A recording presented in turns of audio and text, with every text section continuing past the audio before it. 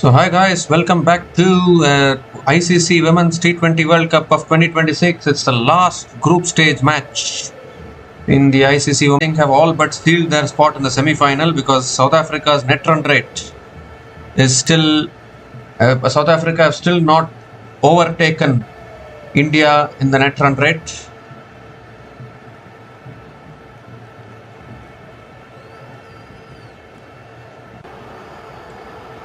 So South Africa have still not overtaken India in the net run rate. So if India women winning the toss and electing to bat first today, and this match is happening at the Lord's Cricket Ground. This match is happening at the home of cricket, Lord's Cricket Ground in Lord's. And if India women don't need to worry about any net run rate or anything of that sort, if India women win this, then they will be through to the semi-final. If they lose this, then South Africa women will be through to the semi-final. So it's kind of a win or go home kind of a situation for India women. And in the afternoon game today, South Africa women managed to defeat Bangladesh women. So they have done their job. So they have one foot in the semi-final, and they will be hoping that Australia can do a favor for them here. So India women are now 11 without loss after 1.5 overs. We look at the team changes today. India women have made one change. Kranti Goud comes into the playing 11 in place of Nandini Sharma, and I think that is an understandable change. And as far as Australia are concerned, Phoebe Litchfield comes into the playing 11 in place of Alana King. So these are the changes made by both the teams. This is a big clash, the biggest clash of any Women's World Cup, that is for sure. India taking on Australia, El Clasico. So 2 overs, 11 without loss now. India women. Smriti Mandhana hitting 2 boundaries in that over. So can India women win this and make it through to the semi-final? That is the big question.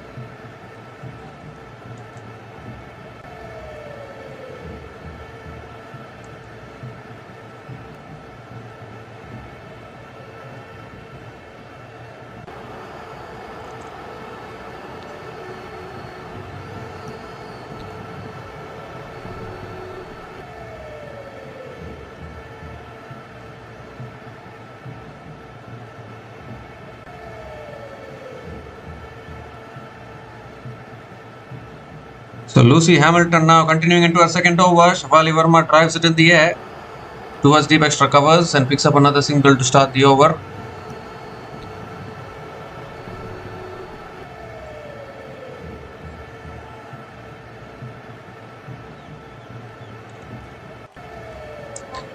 Yeah, so this is the points table now. South Africa, it's still not updated, is it? Just 1 minute. Yeah, so this is the updated points table. South Africa women are currently in second position, but their net run rate is well below India women. So the South Africa finished their group stage with a net run rate of 0.633. India women's net run rate is 2.268. So India women, if they simply win this game, they will move to 8 points, and by virtue of a better net run rate than South Africa, India women will make it through. But I think Australia are never more or less confirmed to top the table and qualify as well. So there's no doubt about that. The only doubt is whether India or South Africa are going to qualify, and that we will know after this particular game. So it's win and qualify. That is a simple scenario for India women. Yet another virtual knockout game, and South African players watching from the Lord's balcony. That is for sure. 3 more deliveries left in this over.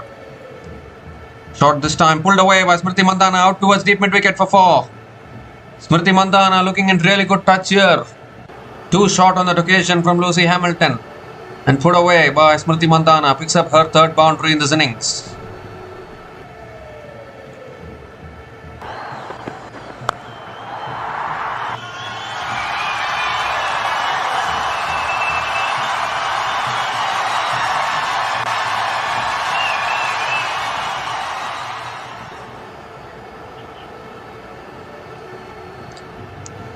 So 2 more deliveries left in this over.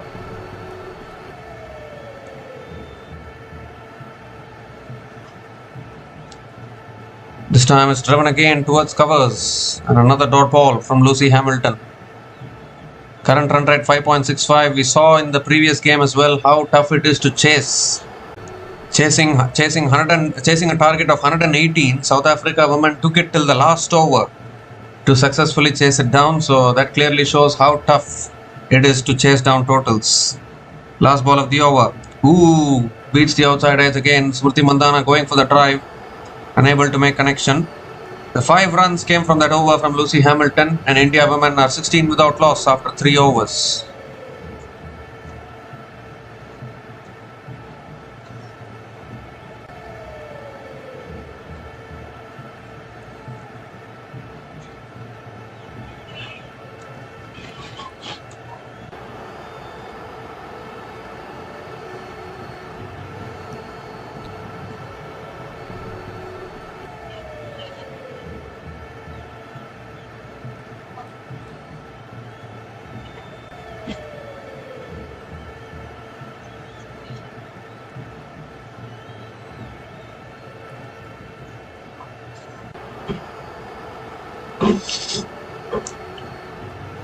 So Smriti Mandhana 14 from 15 balls, Jafali Verma 2 from 3 balls. India women did defeat Australia women in the Women's One Day International World Cup last year semi-finals. Ash Gardner into the attack, straight away tosses it up, and Jafali Verma says, "Thank you very much." Hits it over mid-off and into the boundary for 4. Invitation to go for the big shot there from Jafali Verma, and she accepted it cleanly. A great way to start the over.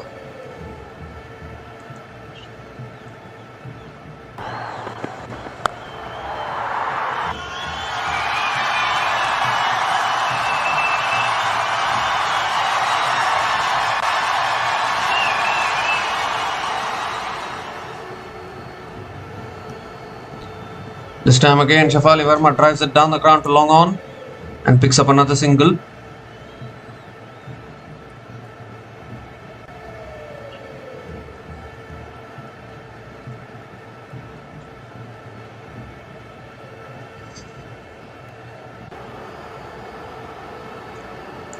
So this will be a matchup, right arm off spinner versus the left-hander, Smriti Mandhana. Again, quick ball driven straight to covers. Another dot ball here from Ash Gardner.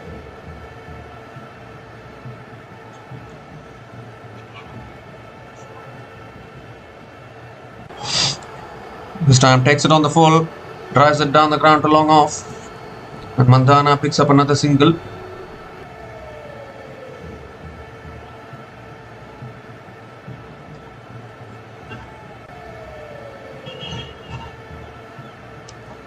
Jafali Verma is back on strike.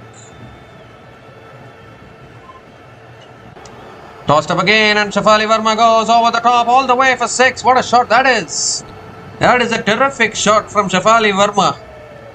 My goodness, the way she times the cricket ball is just simply superb. Once again, bowling it right in her hitting arc, and she doesn't miss out on those half volleys, that is for sure.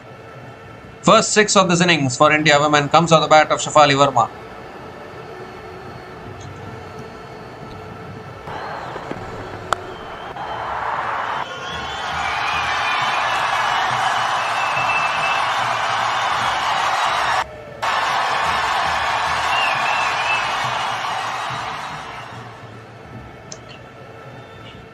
And this time Verma goes down the ground towards long on and picks up another single to finish the over. 13 runs came from that over from Ash Gardner, and India women are 29 without loss after 4 overs.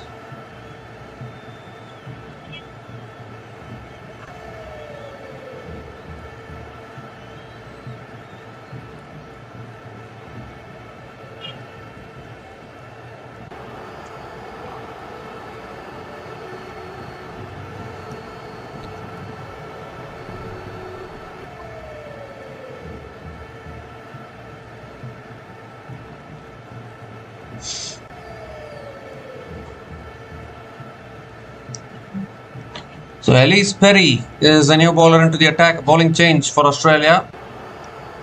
Smriti Mandhana is going to be on strike. Australia, of course, carrying the wounds of the 2025 semi-final. But this match does not have much consequence as far as Australia is concerned, because even if Australia women loses this game, they are already in the semi-final because their net run rate is uncatchable, in all honesty. So it will be only a question of whether it's India or South Africa. And South Africa, in all honesty, had a job of increasing their net run rate to try and get it above India, but they have not done that. Against Pakistan and against Bangladesh, they should have won by even bigger margins and got their net run rate up. But instead of doing that, they have taken those run chases to the last over, and they have won it. Games which they should be winning convincingly, they are making it tough for themselves and then winning it, and that does not help the net run rate. I think their only big win came against Netherlands. All the other wins have been very close.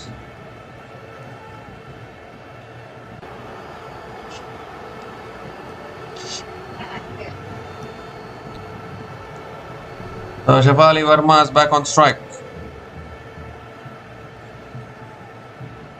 Ooh, looking for the drive there, unable to make connection. That's well bowled by Perry. Just beats the outside edge of Shafali Verma. And also to give a stat, actually, Australia women have never lost a game in a group stage of a Women's World Cup since 2020.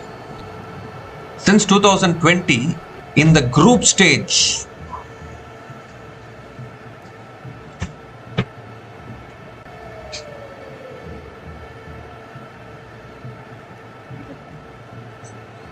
This time flicked away again towards deep square leg. Shafali Verma picks up another single.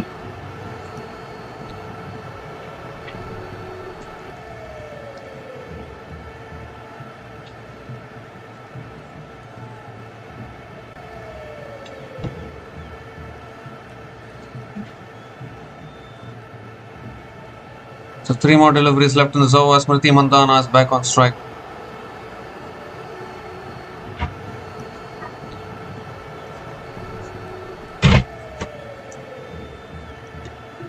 So yeah, what I was trying to say is Australia women have never lost a game in the group stage of a Women's World Cup since 2020.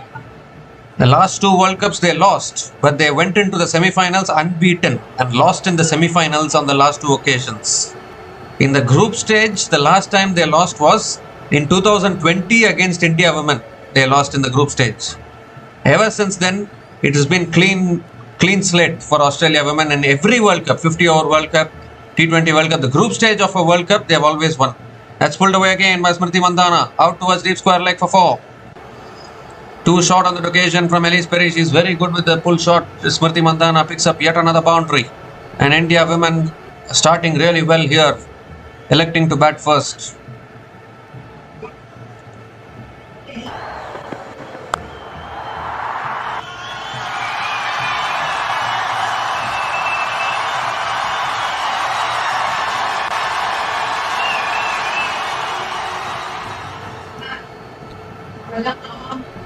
This time it's shot again, it's pulled away, out towards deep mid wicket. And Smriti Mandhana picks up another single to finish the over. 7 runs came from that over. And India women are 36 without loss after 5 overs.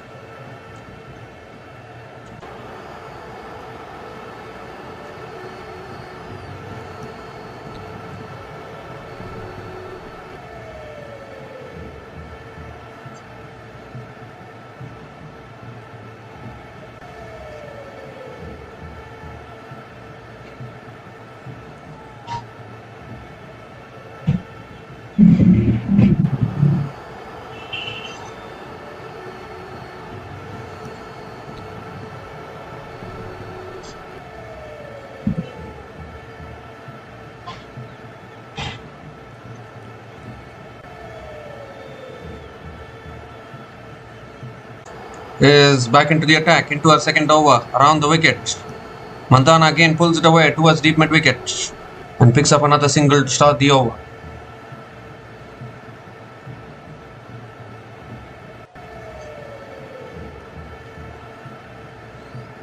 Shafali Verma is back on strike.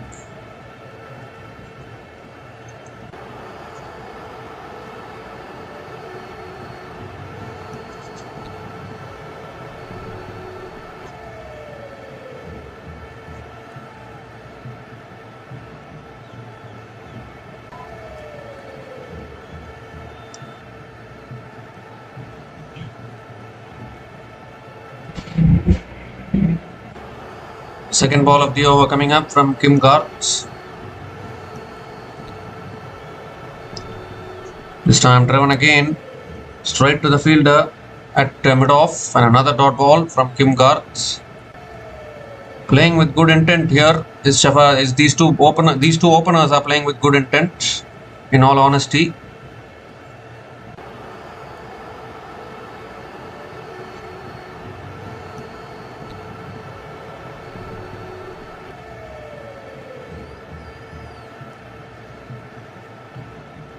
Third ball of the over coming up.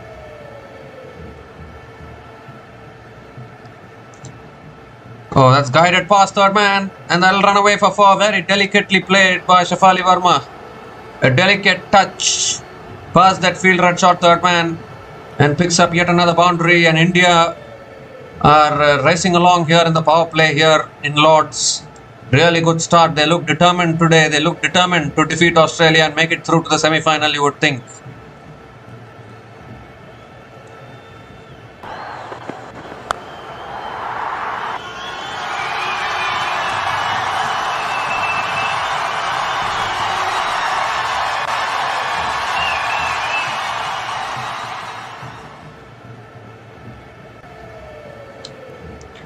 This time it's driven again out towards deep extra covers, and Shafali Verma picks up another single.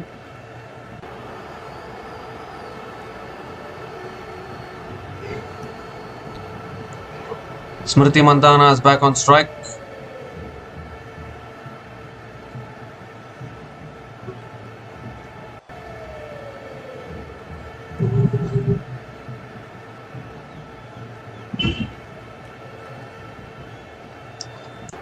And Mandhana swings leg side as she found the gap. No, deep mid wicket is there. And Smriti Mandhana picks up another single.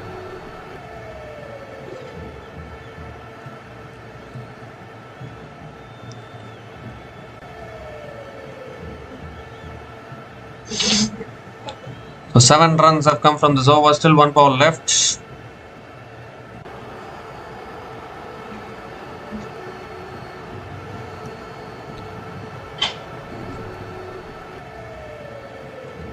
So last ball of the over coming up.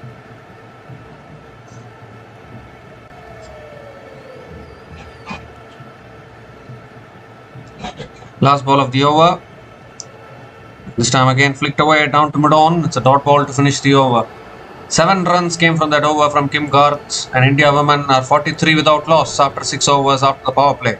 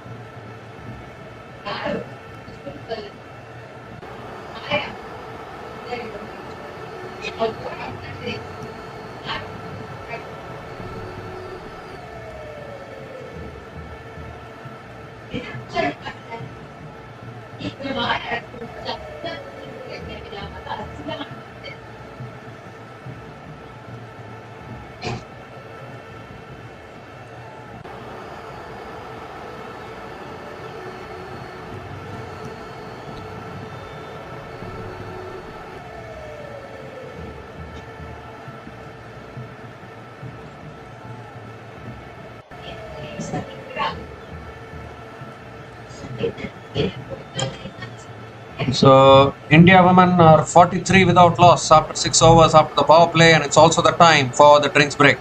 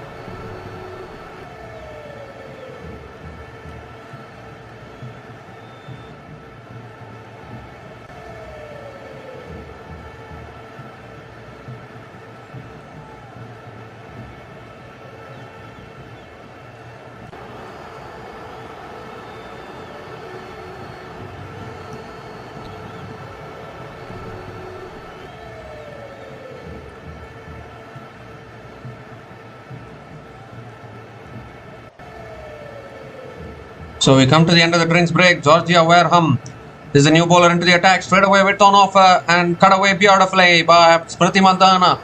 Finds the gap and starts the over with a boundary. Just a slightest of widths on offer. And Smriti Mandhana pierced the gap beautifully.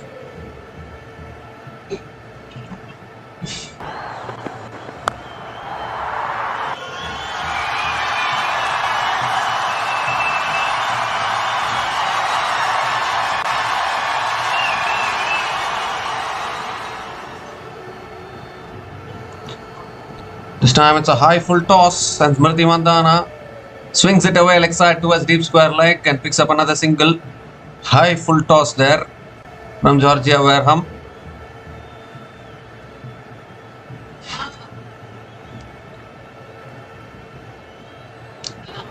So 4 more deliveries left in this over.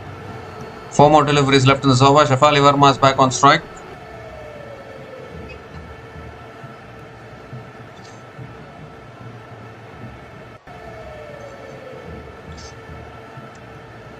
Ooh, down the track this time. Gets it on the pads. Back to the bowler. Another dot ball from Georgia Wareham.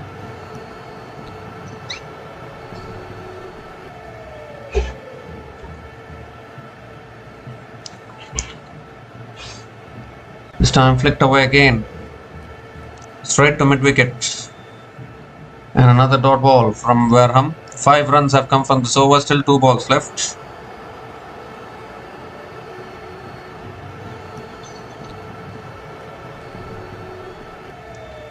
This time hits it in the air, down the ground to long on, and Shafali Verma picks up another single.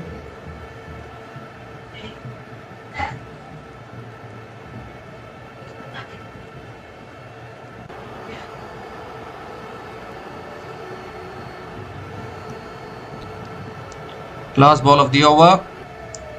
Ooh, looking for the cut shot again, but unable to make connection. Another dot ball to finish the over. 6 runs came from that over from Georgia Wareham. And India women are 49 without loss after 7 overs.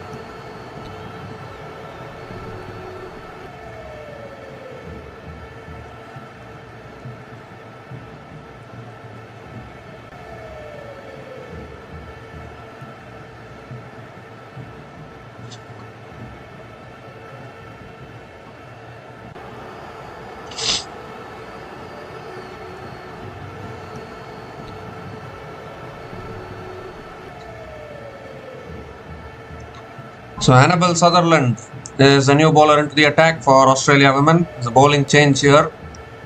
A decent start from India women here. 49 without loss after 7 overs.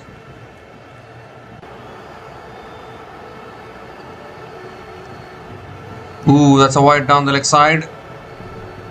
Has to reload that one again. 50 comes up for 50 comes up for India women. 50 comes up in 7.1 overs without losing any wicket.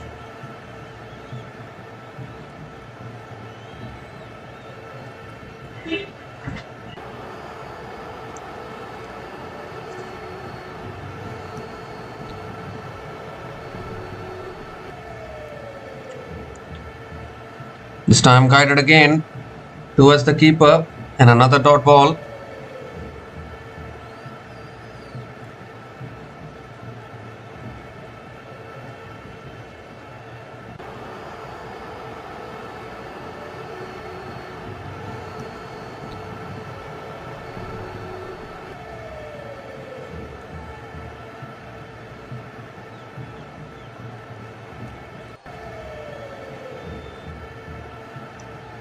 Slow ball again, and Shafali Verma hits it down the ground to long on and picks up another single.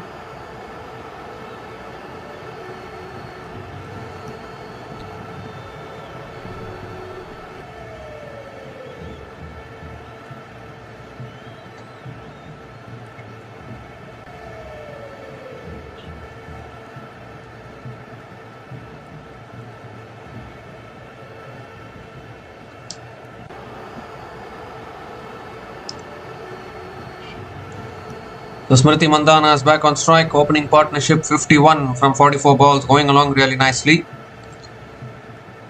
This time again driven towards point, doesn't take the single. It's another dot ball from Annabel Sutherland.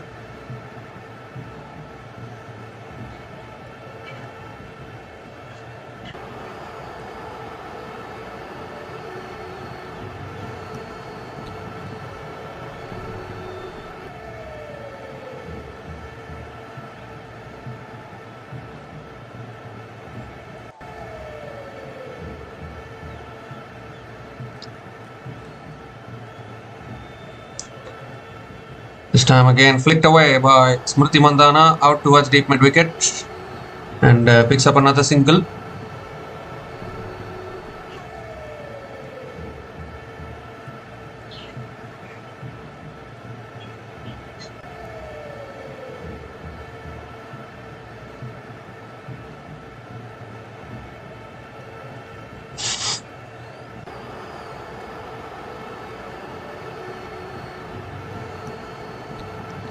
This time again comes down the wicket and Shafali pulls it away leg side. Deep mid wicket comes around and Shafali Verma picks up another single.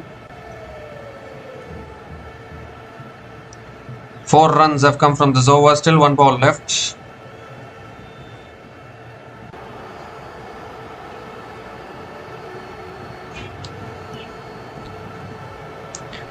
Last ball of the over coming up.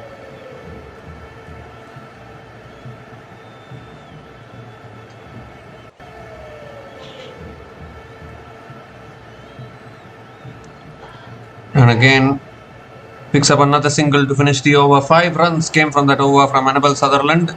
And India women are 54 without loss after 8 overs.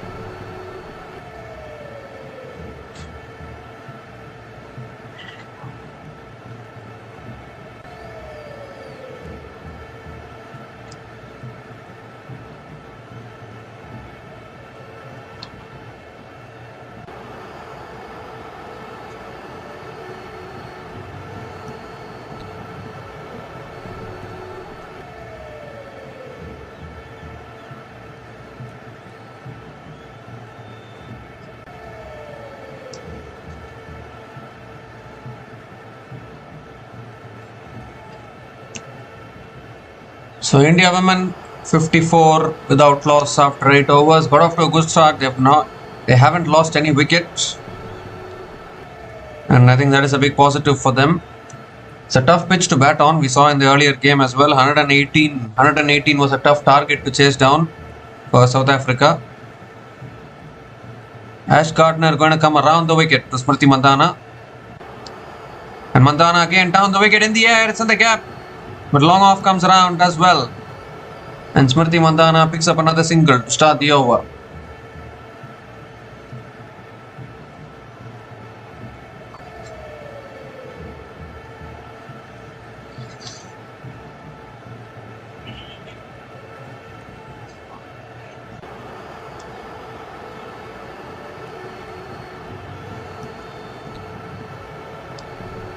Looking to play the big shot there. Shafali Verma unable to make connection. Another dot ball from Ash Gardner.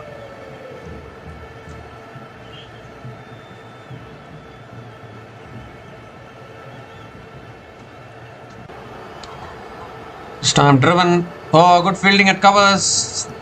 They wanted the single but sent back. There's an overthrows as well, but the backup is ready. So another dot ball from Gardner.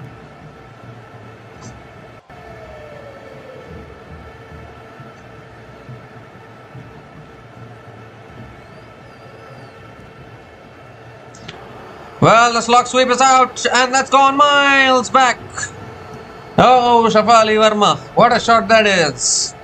Slog sweep over deep mid wicket for 6. Second 6 for Shafali Verma in this innings, and this opening partnership is continuing. Problems for Australia, you would think.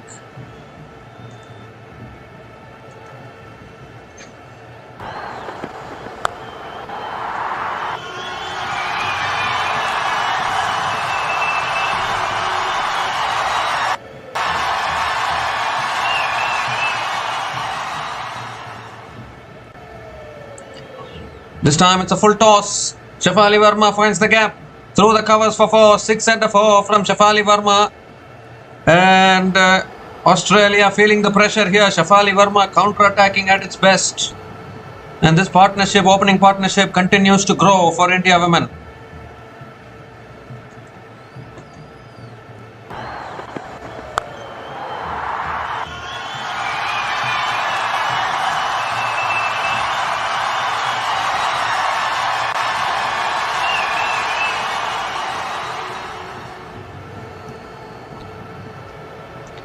Last ball of the over. Verma comes down the wicket, hits it down the ground to long off and picks up another single to finish the over. So 12 runs came from that over from Ash Gardner, and India women are 66 without loss after 9 overs.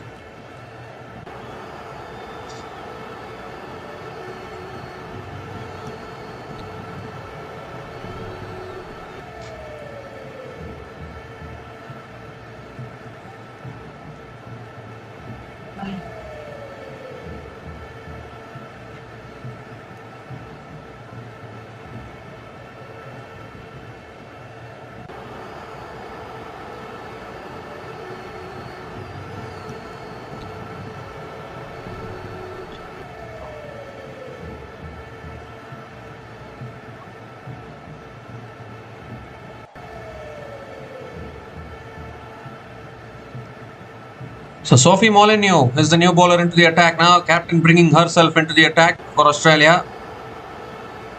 Shafali Verma is on strike. Molyneux coming around the wicket to Shafali Verma. Oh, Boulder goes straight through. The captain bringing herself into the attack. And straight away gets the breakthrough. Shafali Verma looking for an aggressive option. Looking to take on Molyneux there, but losing her off stump in the process. And what a way for the captain to bowl at first delivery. The very first ball breaks the opening partnership that was looking dangerous. But that is the way Shafali Verma plays. She tries to counter-attack. But this time around it has brought about her downfall. So Shafali Verma has to go. Finally the opening partnership has been broken. Shafali Verma out after scoring 34 from 26 balls. And India women are 66 for 1 after 9.1 overs.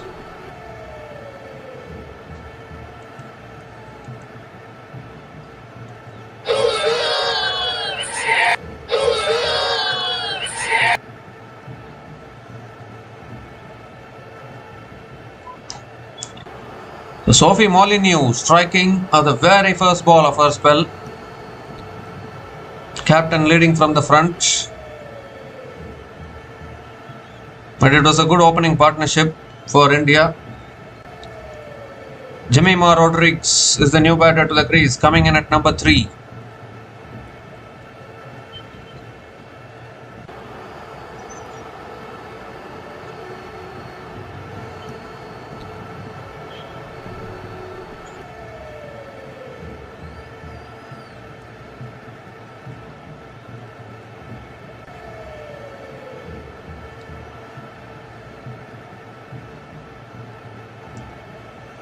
So Molyneux going to come around the wicket again. Jemima Rodriguez hasn't had the best of tournaments, but played a good knock in the previous game against Bangladesh. She's a good maneuver of the ball. Paddles it away leg side. Out towards deep fine leg. Just talking about her. She's a good maneuver of the ball. Gets off the mark with a couple of runs. Well, I don't think many people can forget her knock in the Women's ODI World Cup semi-final last year. Against the same opposition, scored a magnificent century to help India chase down 338, and then they went to the final. That was an incredible knock under pressure. Can she do it again? Can she do it again? This is another clutch game. She hits it over the top and that'll run away for 4. That's a beautiful shot once again from Jemima Rodriguez. Picks up her first boundary in this innings. She looks determined once again, I think. Something about Jemima Rodriguez whenever she plays against Australia. And picks up her first boundary today.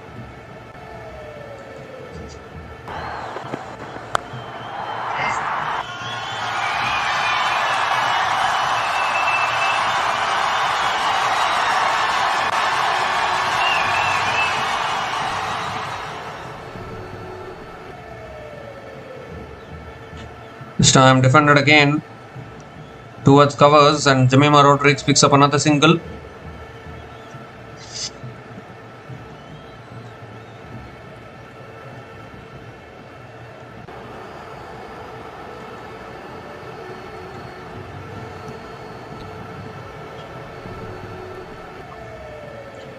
Two more deliveries left in this over. Smriti Mandhana is back on strike.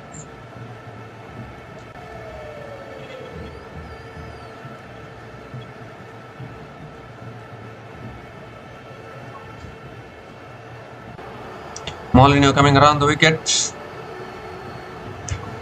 And Smriti Mandhana again hits it down the ground to long on and picks up another single.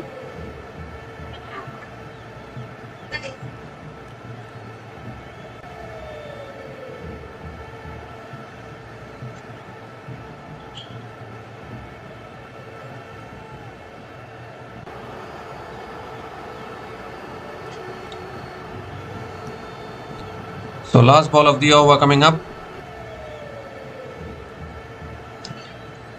Oh, that's cut away. Oh, good fielding, excellent fielding at point. That would have been 4 had it gone through, but superb fielding saves the boundary. Another dot ball to finish that over. So 6 runs came from that over from Sophie Molineux, including the wicket. 8 runs came from that over from Sophie Molineux, including the wicket of Shefali Verma. And India women are 74 for 1 after 10 overs at the halfway mark of this innings.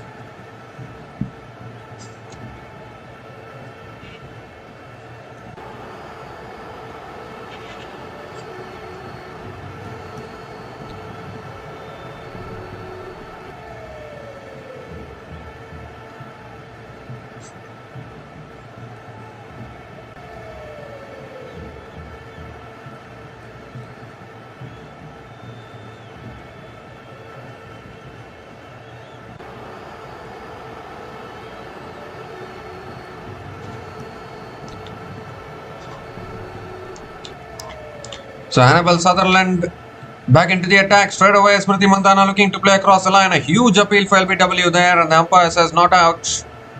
Smriti Mandhana looking to play across the line, having a discussion whether they want to go for the review or not. They are going for the review, but I think that could be pitching outside the leg stump. That could be a factor, I think. Smriti Mandhana looking to play across the line there. Not a great idea to a straight delivery.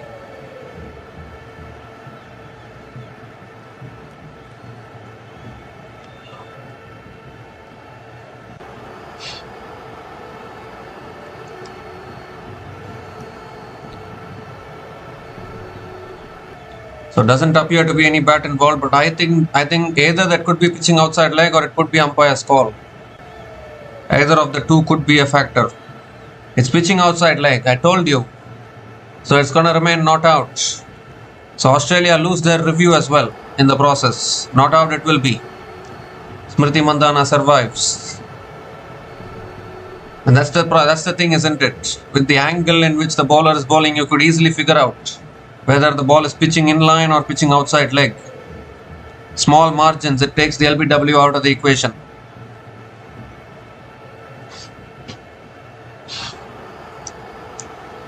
Second ball of the over. Down the track again, drives it. Oh, excellent fielding. Got a hand on it there, fielder at point. And Smriti Mandhana picks up another single.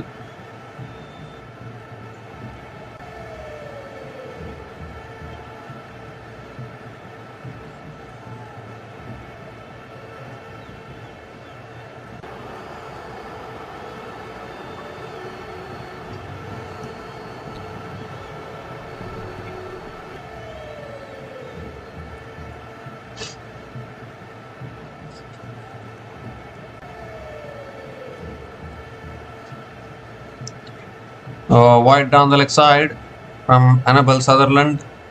Has to reload that one again.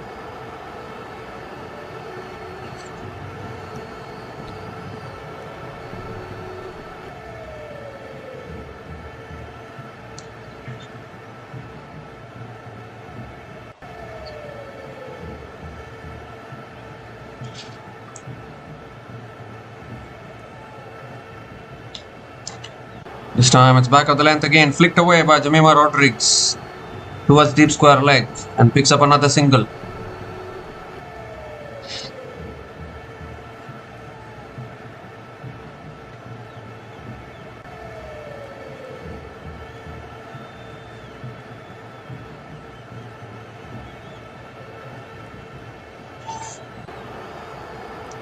So 3 more deliveries left in this over. Slow ball, Mandhana swings and misses. She bowls that back of the hand slow ball really well, does Annabel Sutherland.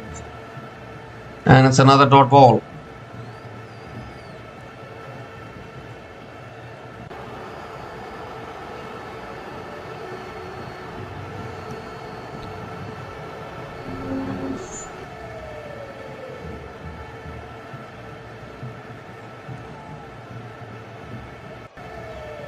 This time comes down the wicket in the air, past mid-off. And that'll run away for 4, just beating that fielder at mid-off. Smriti Mandhana picks up another boundary.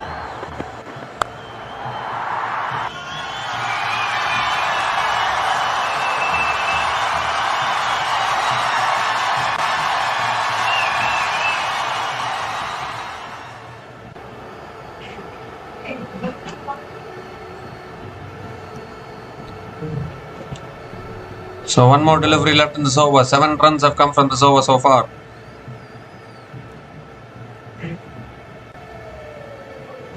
Keeper comes up to the stumps. Last ball of the over coming up. That's flicked away again by Mandhana. Out towards deep mid wicket. And picks up another single to finish the over. So 8 runs came from that over from Annabel Sutherland. And India women are 82 for 1 after 11 overs.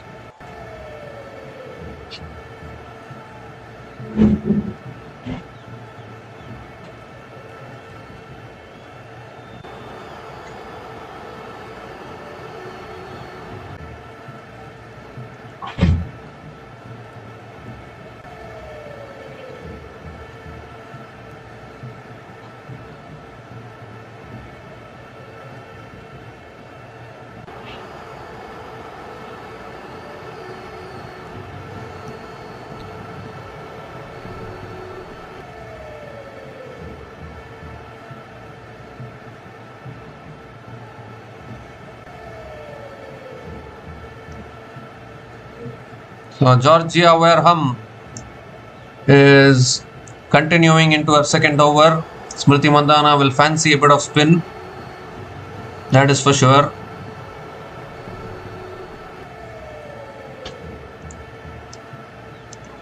This time tossed up again, drives it straight to covers and another dot ball to start the over from Georgia Wareham.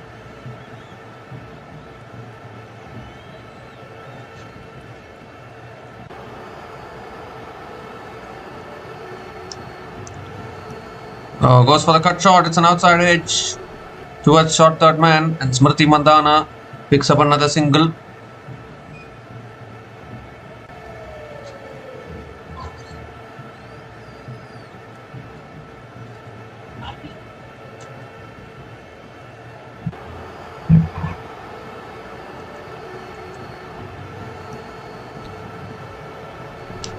Jemima Rodriguez is on strike.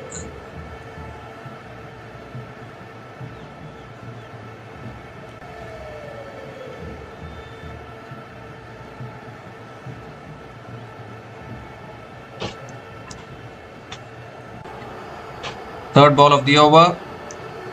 Goes for the reverse in the air. No. There's a chance of run out to the non-striker's end. What happened there? Complete miscommunication. Oh, goodness. Smriti Mandhana has been run out. Complete miscommunication between both the batters. She was looking for the reverse switch hit there, Jemima Rodriguez, but hit it straight to point. Was looking for the single. Smriti Mandhana thought there was a single. Jemima Rodriguez was ball watching, and there was no way Smriti Mandhana was going to make it back to her ground. I think Jemima Rodriguez should have sacrificed herself, but instead Smriti Mandhana, the set batter, Smriti Mandhana has gone after scoring 38 from 37. A big breakthrough in the context of this game for Australia. And India women are 83 for 2 after 11.3 overs.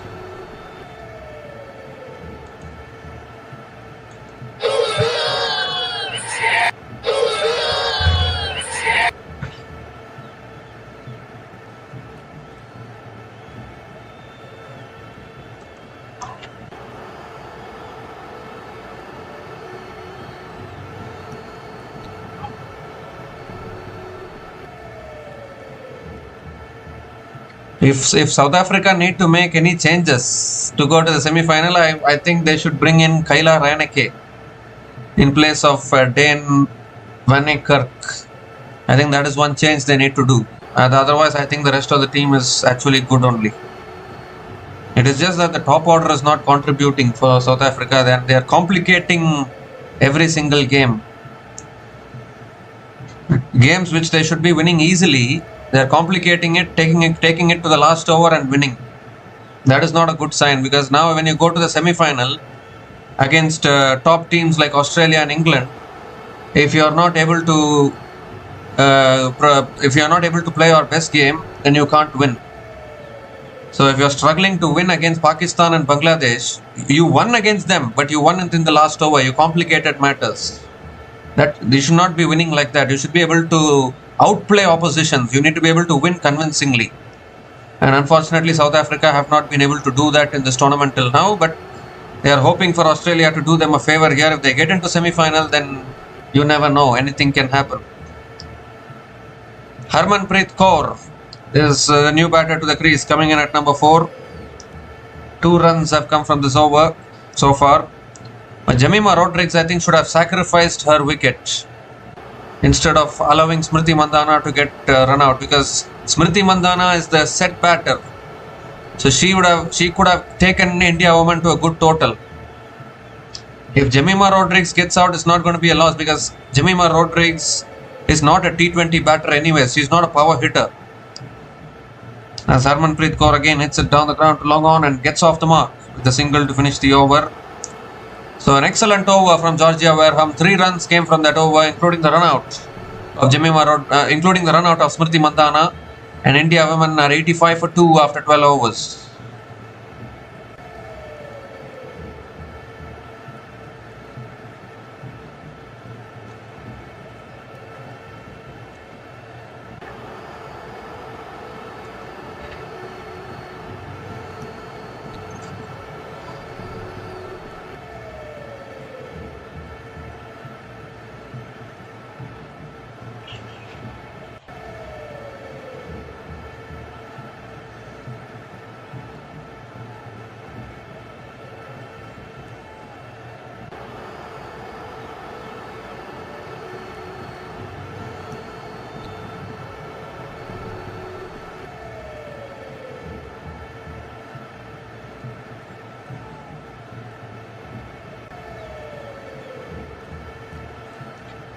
So Lucy Hamilton is back into the attack for Australia women.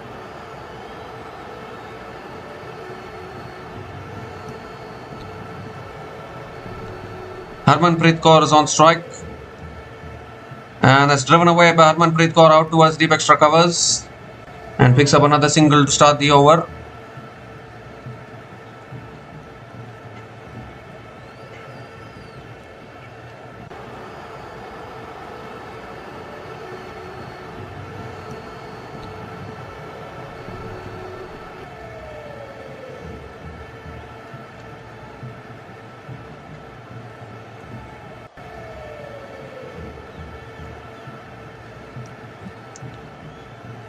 Jemimah Rodrigues on strike. Keeper comes up to the stumps. That's flicked in the air, and the ball lands safely in front of mid-on. And another single for Jemimah Rodrigues.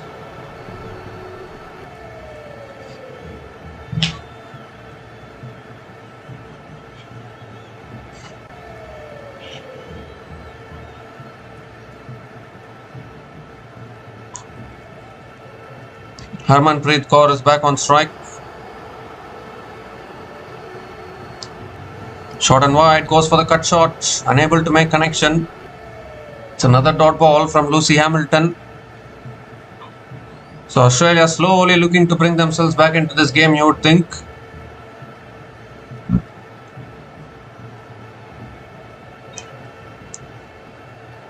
These are tough batting conditions in Lords.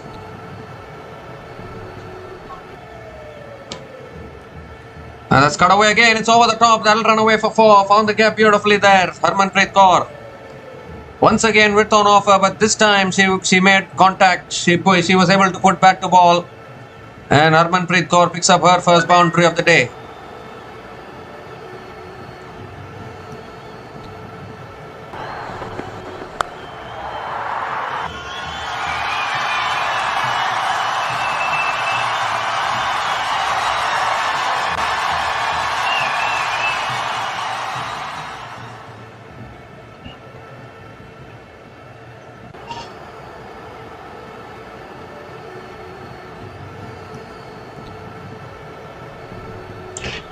So 2 more deliveries left in this over.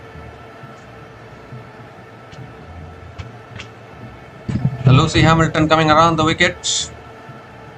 That's on the pads again. Flicked away by Harmanpreet Kaur towards square leg and picks up another single.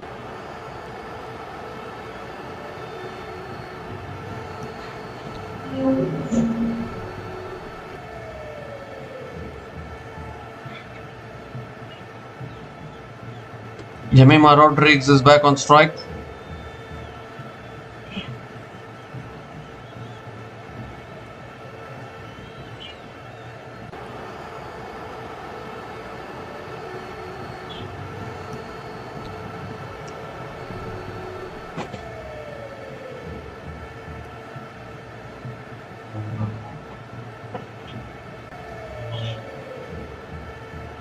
And this time Arman puts it away once again.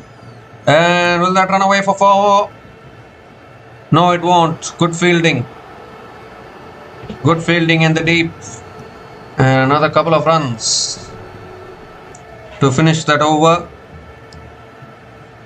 So 9 runs came from that over from Lucy Hamilton, and India women are 96 for 2 after 13 overs.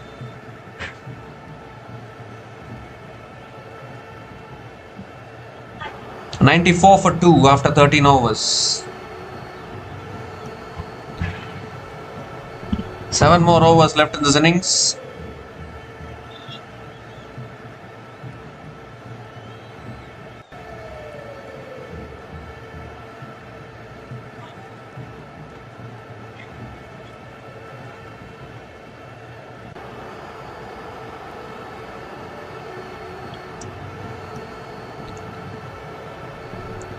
So Sophie Molyneux now into her second over, coming around the wicket to Harmanpreet Kaur. And this time punched again straight to point. Another dot ball to start the over from Sophie Molyneux.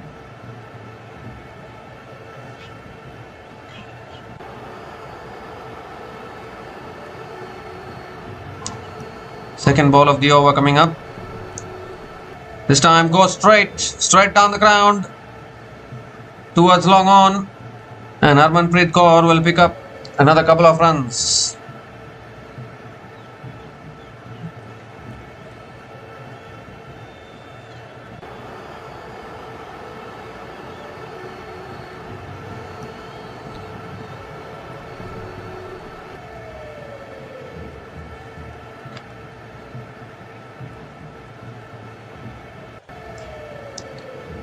This time driven again, finds the gap.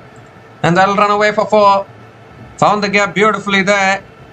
Harmanpreet Kaur picks up yet another boundary. 100 comes up for India. 100 comes up in 13.3 overs. They are on course to get a big total here in Lords.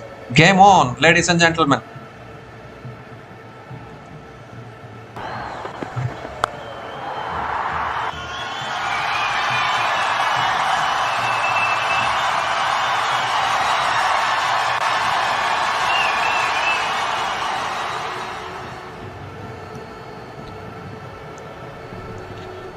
This time flicked away by Harmanpreet Kaur out towards deep mid wicket and picks up another single.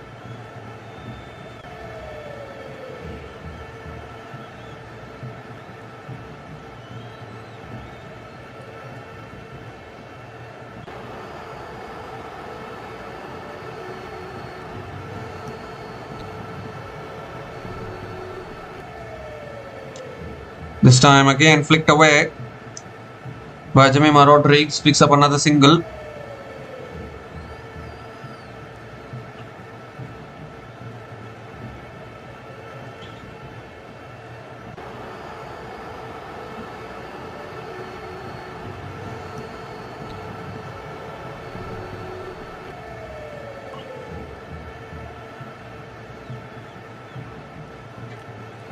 Eight runs have come from this over. Last ball of the over coming up.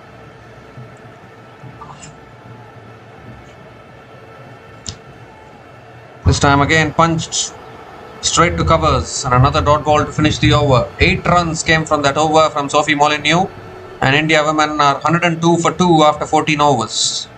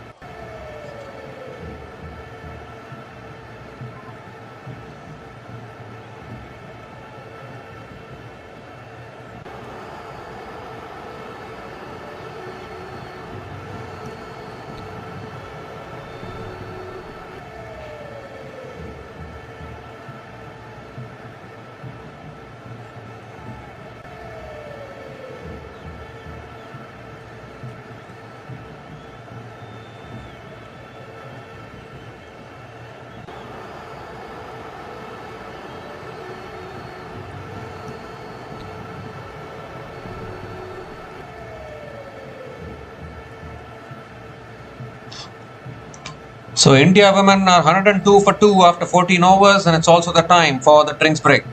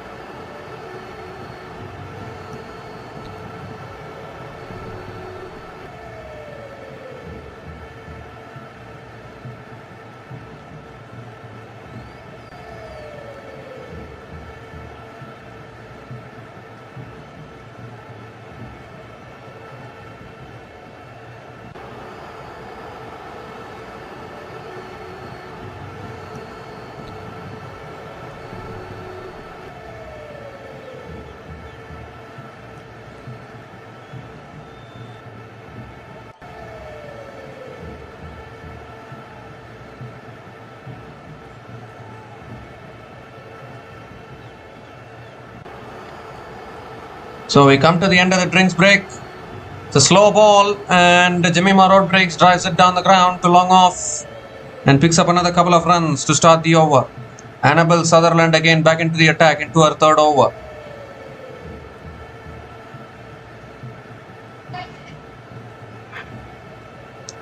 Second ball of the over coming up. This time it's short, and Jemima Rodriguez pulls it away towards deep mid wicket and picks up another single.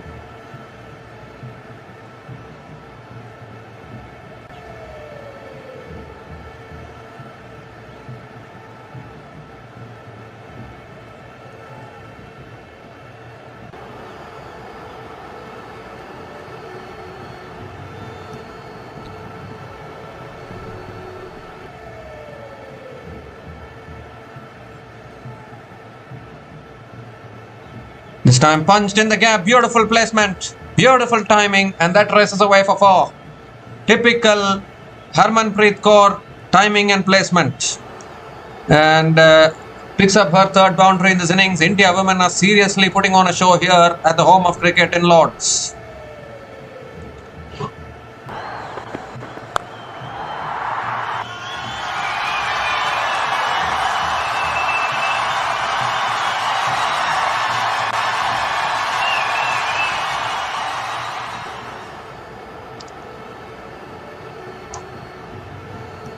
This time Harmanpreet Kaur drives it down the ground to long on and picks up another single. Jemimah Rodrigues is back on strike.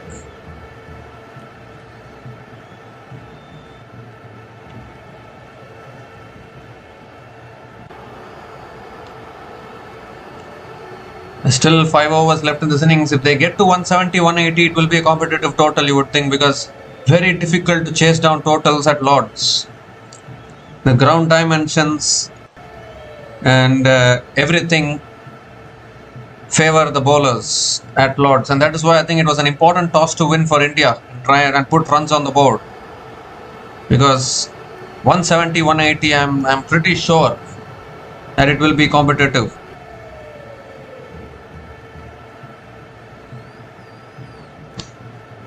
Oh, smashed again out towards deep extra covers, and Jemimah Rodrigues picks up another single to finish the over.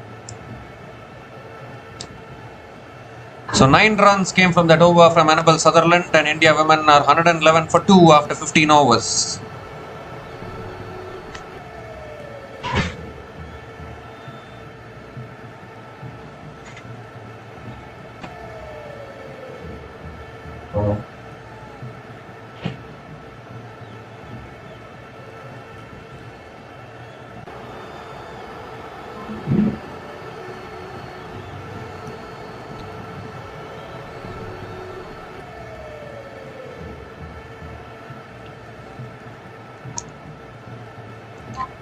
The 5 more overs left in this innings.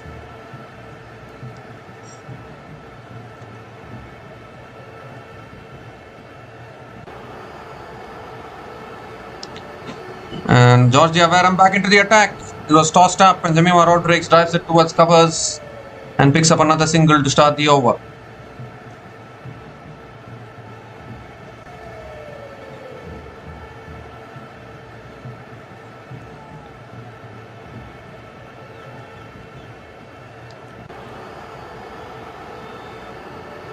Well, there's an overthrows as well. So Jemimah Rodrigues picks up another couple of runs. Can you believe it? This time it's a short ball going for the pull. Appeal for LBW and the finger goes up. Finger goes up. Jemimah Rodrigues will have to go. But she's hanging around. She might want to review this. Was looking for the pull. That ball kept low. Didn't bounce up at all. And looks like she's caught in front here. I need to have a look at this one upstairs.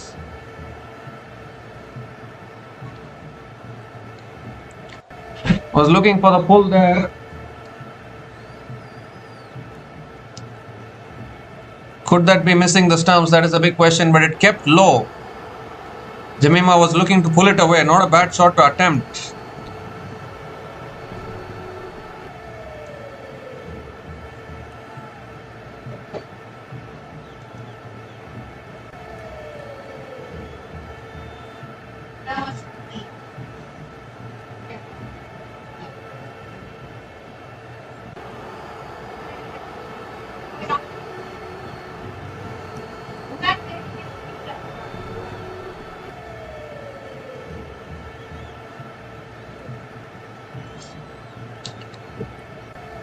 So move to ball tracking, doesn't appear to be any bat involved. It's pitching outside leg. Pitching outside leg. Jemimah Rodrigues survives. Huge cheers from the crowd. Decision reversed to not out.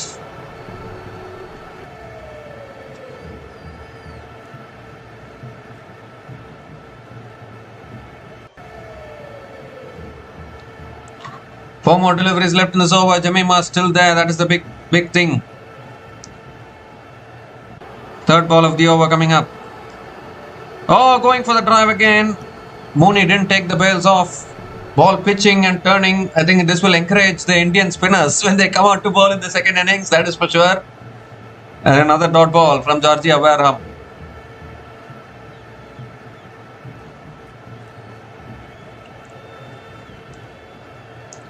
This time Jemimah sweeps again out towards deep mid wicket and picks up another single.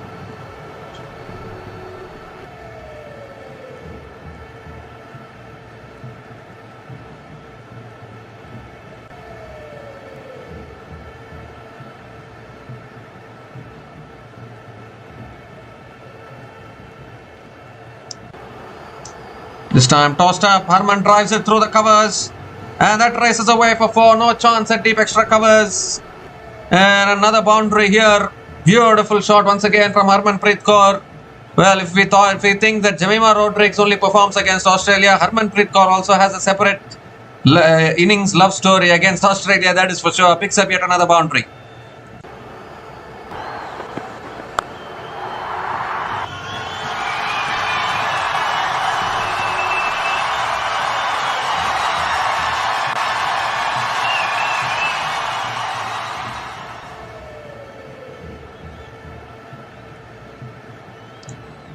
This time cut away again but straight to the fielder. Doesn't take the single. And another dot ball to finish the over. So 7 runs came from that over from Georgia Wareham, and India women are 118 for 2 after 16 overs.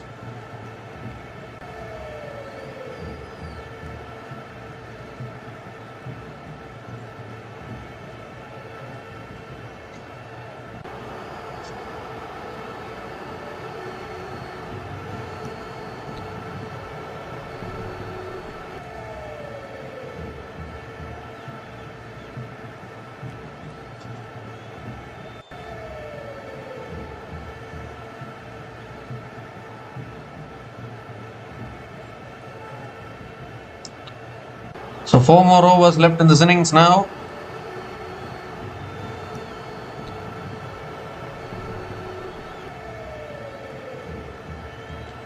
This partnership now 35 from 27 balls between Harmanpreet Kaur and Jemimah Rodrigues.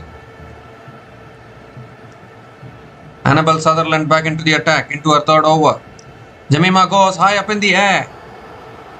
Gets it over the fielders, out towards deep extra covers, and Jemimah Rodrigues picks up another single to start the over.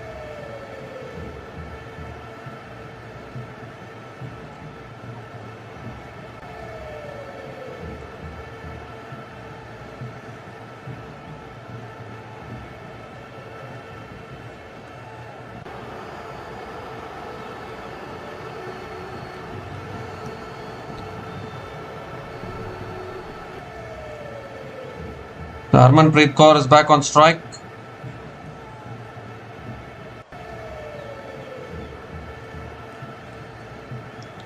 Second ball of the over.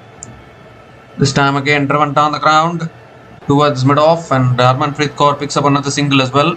Need some boundaries here. Singles alone are not going to do it.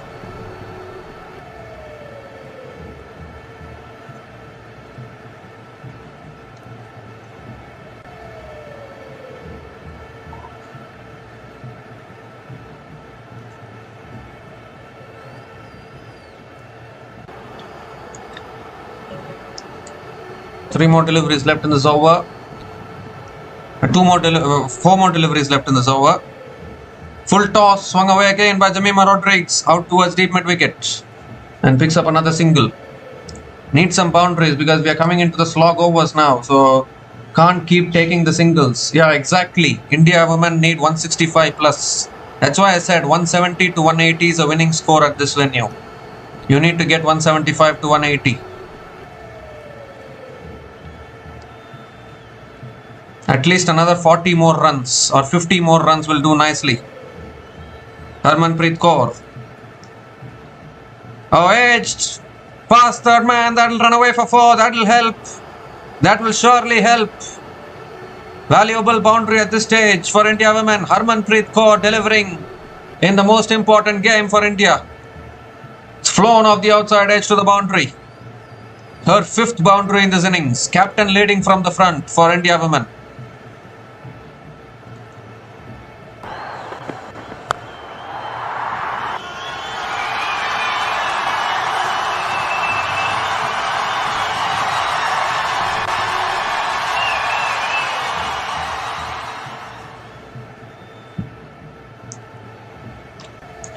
This time it's driven again towards long off, and Harmanpreet Kaur picks up another single.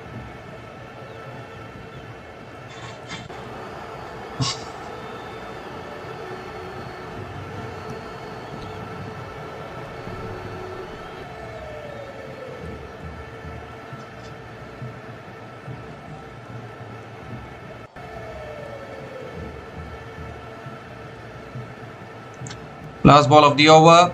Jamima again drives it in the air towards long off. Picks up another single to finish the over. 9 runs came from that over from Annabel Sutherland. And India women are 127 for 2 after 17 overs with 3 more overs to go in this innings.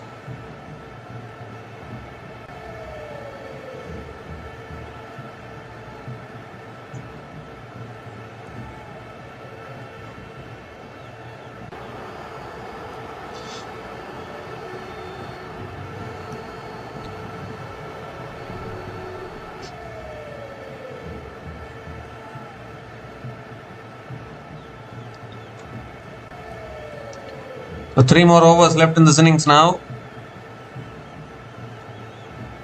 Can they get towards that 160 which we are talking about? If not 170, at least 160. India women trying hard here. They are not going down without a fight.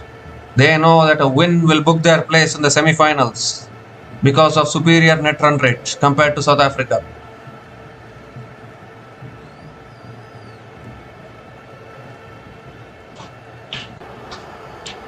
So Sophie Molyneux is going to be bowling the 18th over for Australia women.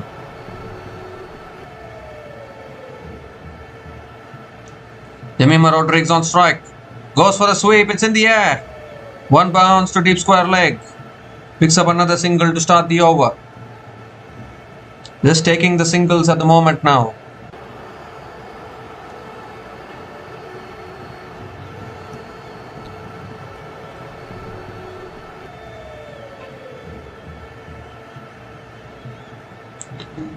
This time Harman again down the ground, but again not enough power. Clears the fielder at mid-off, but they'll only pick up another single.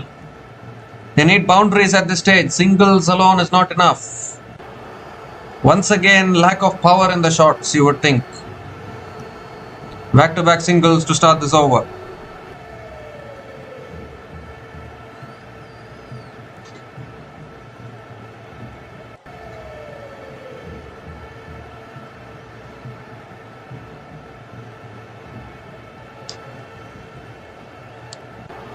Jemima Rodriguez is back on strike. 3rd ball of the over.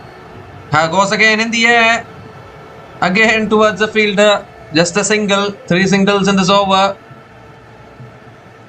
Need to find the boundaries at this stage. At least can they get 30 more runs from here to get 160. 160 I think will be a good total. It's big boundaries here at Lord's. It's not easy to find the boundaries at this particular venue. So I think even Australia should struggle. If India is struggling, then Australia also should struggle, isn't it? That will be the logic. Molyneux changing angle now. Coming over the wicket, and that slog swept again towards deep mid wicket for another single. This is a fantastic over.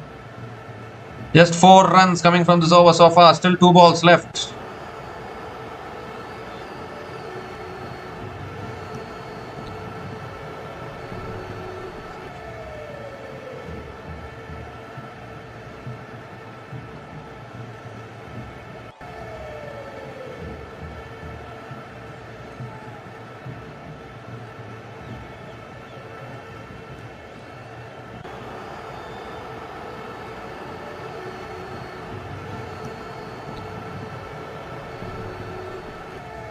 So last ball of the over coming up. Just 5 runs from this over so far. Full toss. Swung away leg side. Is it in the gap? Is it in the gap? Fielder coming around at deep square leg. They'll come back for 2. Another couple of runs to finish the over. 7 runs came from that over from Sophie Molyneux. Not a bad over at all from Australia's point of view, and India women are 134 for 2 after 18 overs.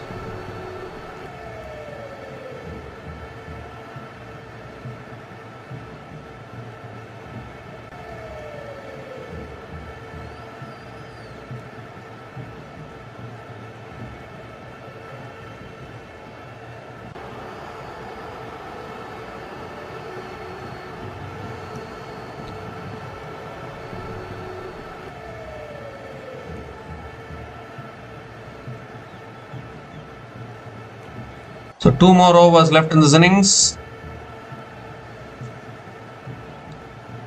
Only 7 runs coming from that over. Annabel Sutherland is going to be bowling the penultimate over for Australia.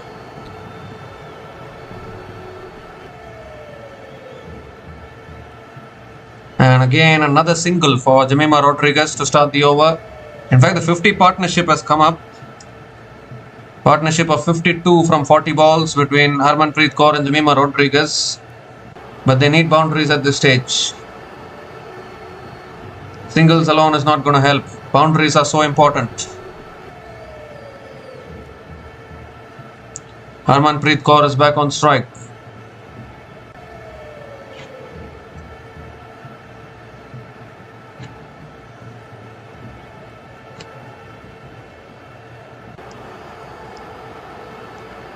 Oh, that's pulled away leg side. Has it found the gap? Yes, it has. No one there at deep square leg.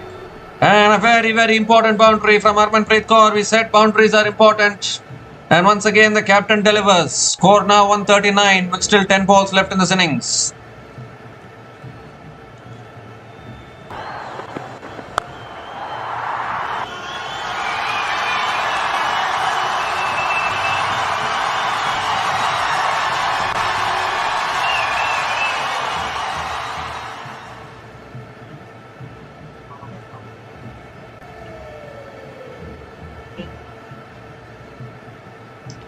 This time, sweeps it away in the air again. Lands short.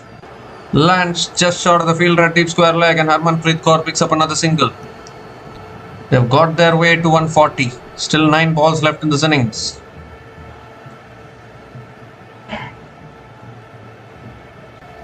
It's a tough pitch to bat on this. It's a tough pitch to bat on. We saw the previous game, South Africa against Bangladesh. They were chasing only 118. And they took it till the last over and won it. It's very difficult to chase at the Lord's Stadium, as we see another dot ball here. Jemimah using her feet, hitting it back at the bowler. Not able to get the runs. Australia will also struggle. They are also humans, after all. Conditions are same for both the teams, isn't it? It's not different for any team. Conditions will be same for both the teams.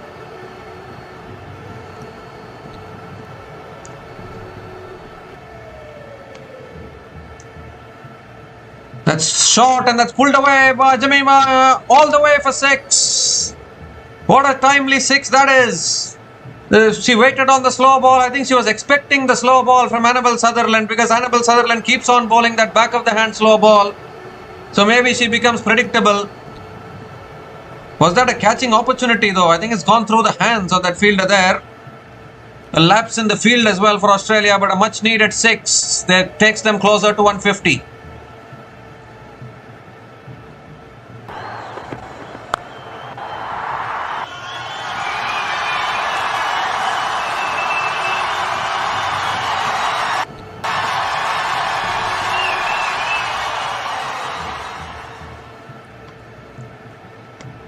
And the last ball of the over, Jemimah Rodriguez picks up another single to finish the over. So 13 runs came from that over from Annabel Sutherland. And India women are 147. 147 for 2 after 19 overs with 1 more over to go. If they can get past 160, then it will be a really good total, I think. 160 is a good total. I have no doubt about that.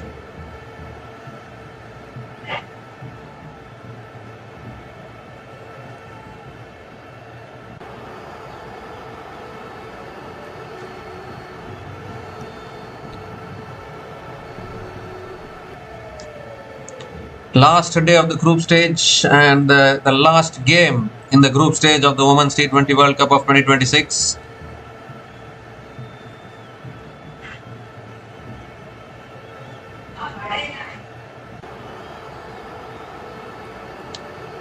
Well, looks like someone has been retired out here. Jemimah Rodriguez has been retired out and Richa Ghosh has come in. What a decision. Because I think they have figured out that they need a finisher. They need to find the boundaries at this stage. And Richa Ghosh is the right batter to do it, but they could have done it 2 overs earlier. But anyways, last over coming up, it's going to be Richa Ghosh will be on strike. A tactical decision to retire out Jemima Rodriguez. Will it work for India? Sophie Molyneux bowling the last over. And Richa Ghosh hits it in the air. No timing at all. It's towards deep extra covers. Picks up just the single. 5 more deliveries left in this innings. Harmanpreet Kaur is back on strike. Yes, Jemima Rodriguez has retired out. That is a very, it could go either way, in all honesty. It could be a good tactical decision or it could be a blunder. The way it depends on the way we think, really. In all honesty. Second ball of the over coming up. Down the track, Harmanpreet Kaur connects one. Straight down the ground for 6. That is a clean strike. 150 comes up for India. 150 comes up in 19.2 overs and Harmanpreet Kaur nearing a half century here with still 4 balls left in this innings.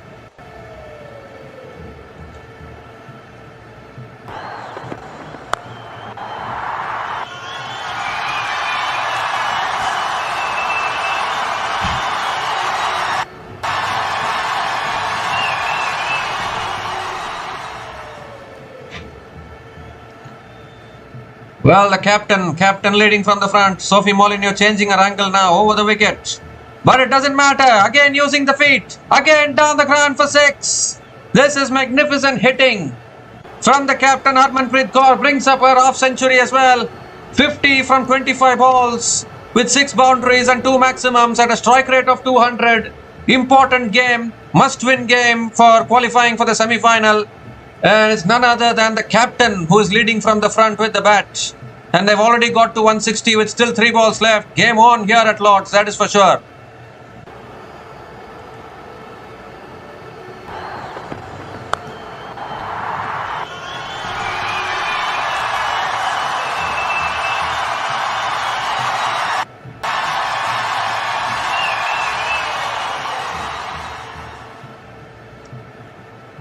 This time down the track again. Extra covers. Go through the hands. What is happening with Australia here?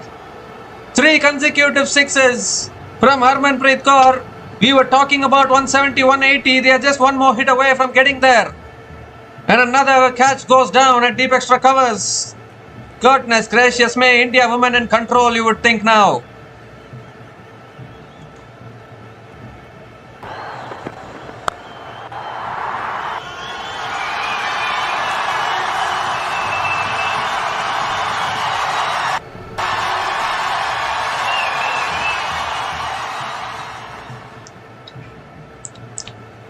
This time again down the wicket, hits it in the air but it's taken at mid-off.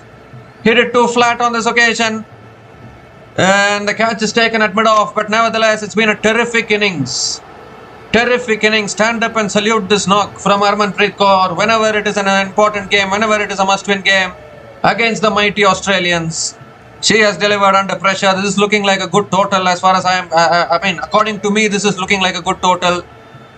And the captain's knock from Harmanpreet Kaur, that is for sure. Captain departs after scoring 56 from 27 balls. A terrific knock under pressure. And India women are 166 for 4 after 19.5 overs with 1 more delivery to go in this innings.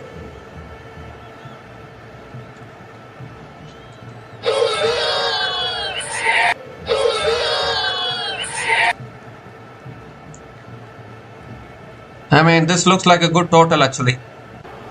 If I have to be open and honest, this is a good total at this venue. It will be up to the bowlers now to defend it. Deepti Sharma is the new batter to the crease, coming in at number 6 just to face the last ball of the innings. But Harmanpreet Kaur has done her job, that is for sure. Last ball of the innings. Oh, it's a top edge and it goes past the keeper. That will run away for 4. They've got to the 170. They have got to the 170 which we were talking about. What a last over this has been. Well, they're still running. They're still running. Do they know it's gone away into the boundary for 4?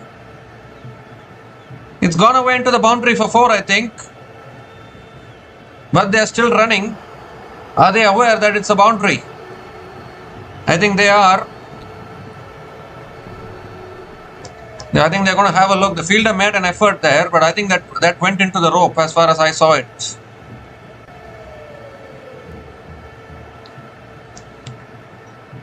So I think it's a boundary to finish off the innings. They'll just need to cross-check that one a little bit.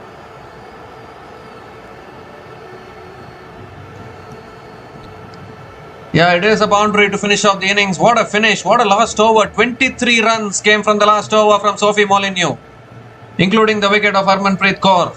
And could that last over prove to be the difference towards the end? Every run is crucial. We were talking about 170 to 180, and they've got exactly 170 at the end of their 20 overs. It's been a terrific batting performance today from India women. A must-win game to make it through to the semi-final. And now the South Africans will be watching with nervousness, because even the Australians will feel the pressure when they come out to chase down this total. That is for sure. I mean, not a happy situation to be in if you're a South African fan. But I think South Africa, they should have beaten Bangladesh and Pakistan by bigger margins than what they did, because both those games they almost lost and then won it in the end. If you are really a good team, if you are really a title contender, if you really want to call yourself a title contender, then you have to outplay Pakistan and Bangladesh. India women outplayed Netherlands, outplayed Pakistan. Yes, there was a little wobble against Bangladesh, but again, that was also a convincing win. They didn't take it till the last over against those teams. Against South Africa, they lost, of course. But against lower ranked oppositions, they outplayed them. But South Africa are not outplaying opposition. I think we can say that the only match which South Africa women outplayed and won was against Netherlands. That was the only big win they got. But against Pakistan and Bangladesh, you didn't win convincingly. Why do you complicate simple situations? This has been a story for ages now as far as South Africa is concerned. It's not something new what they are doing. One of the reasons why they are still not able to see silverware when it comes to World Cups, whether it's men's World Cups, whether it's women's World Cups, South Africa are not able to see silverware because they are just not able to outplay. They should dominate oppositions. That is something where South Africa are lacking. But India women will feel very confident now, because 170 is a very, very good total at the Lord's Stadium. I mean, they are playing at the Lord's venue. It's very, very difficult to chase these big totals because there are big boundaries at Lord's. The boundaries are very big, square of the wicket. So it will be a challenge for Australia. If India women wins this, they will be through to the semi-final. South Africa will be eliminated. And if that happens, South Africa will have themselves to blame. There's no doubt about that. So let's look at the innings so far. A terrific start for India women, you should think, from Shafali Verma and Smriti Mandhana. They formed an opening partnership of 66 from 55 balls. And once again, Shafali Verma providing good starts in the power play. She has been Mrs. Consistent in this tournament so far. 34 from 26 balls for Shafali Verma with 3 boundaries and 2 maximums at a strike rate of 130.77. And Smriti Mandhana 38 from 37 balls as well. Jemimah Rodrigues also playing a crucial knock, but the most important knock came from the captain.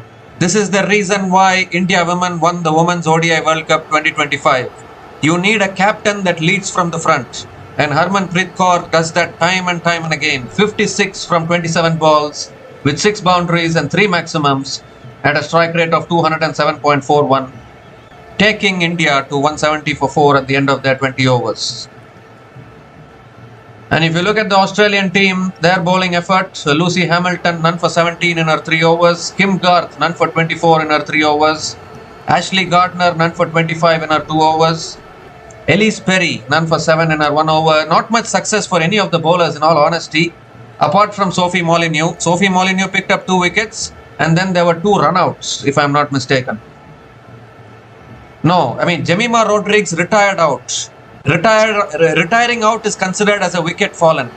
So one of the 4 wickets was Jemimah Rodrigues retiring out, but it didn't make any difference anyways, because Richa Ghosh scored only 1 run. It was Harmanpreet Kaur was finding all the boundaries in the last over. But Jemimah Rodrigues did retire out, and then there was a run out of Smriti Mandhana. Apart from that, Sophie Molyneux picked up 2 wickets.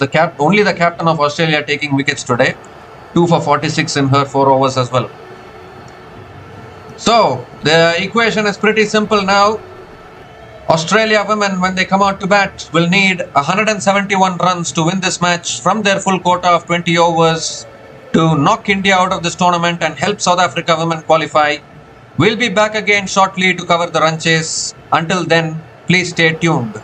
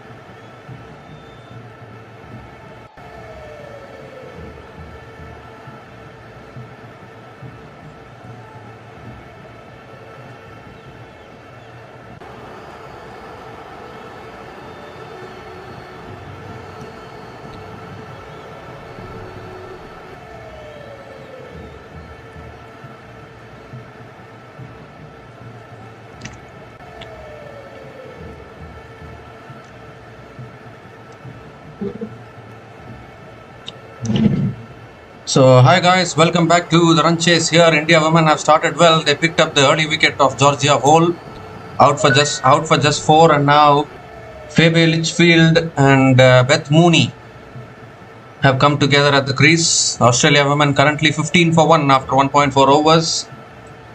South Africa women watching this game with anxiously watching this game, South African fans. Oh, that's pulled away beautifully by Phoebe Litchfield. Finds the gap and picks up another boundary. Now they need this wicket here. They need this big wicket.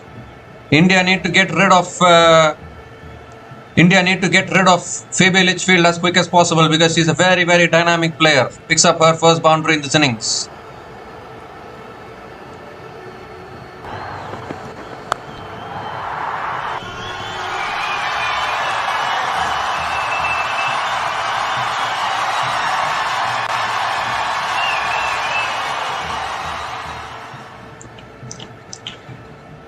This time it's full. She hammers it straight down the ground for 4. Back-to-back boundaries to finish the over. Expensive over from Kranti Goud.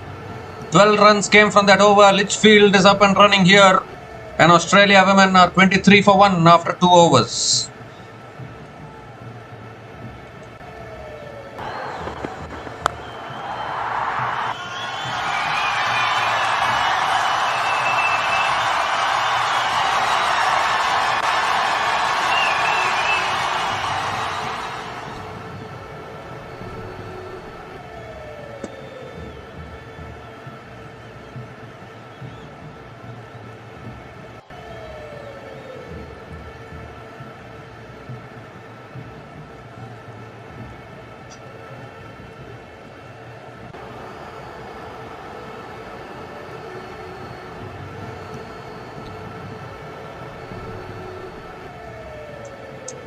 So Renuka Singh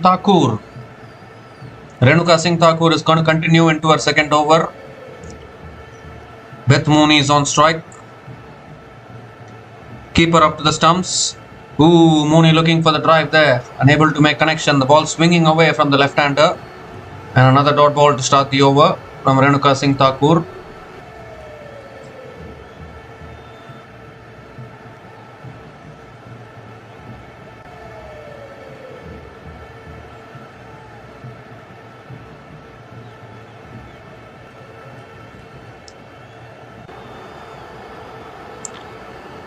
This time cut away by Mooney, finds the gap. Deep extra cover is there. And Beth Mooney picks up another single. Can India women do this? Can they win this game and make it through to another semi-final? In fact, in the previous Women's T20 World Cup in 2024, India women lost against Australia and New Zealand, and they crashed out in the group stage. They didn't make it to the semi-final last time around. New Zealand won that World Cup. India didn't qualify for the semi-final that time. So they'll want to avenge that as well this time around. That's punched again straight to point. And another dot ball. Renuka Singh Thakur bowling really well here. They need the wicket of Litchfield. Litchfield can be very dangerous. If they can get rid of Litchfield here, it will be game on for India, that is for sure. 171 is a really good total. 171 is a really good target. Ooh, inside edge towards short fine leg. And another dot ball from Renuka Thakur.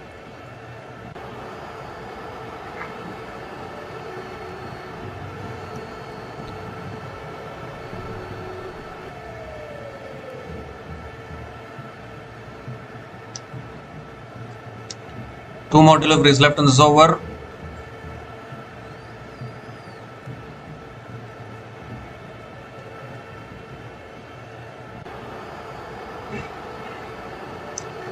This time again driven down the ground, straight to mid-off.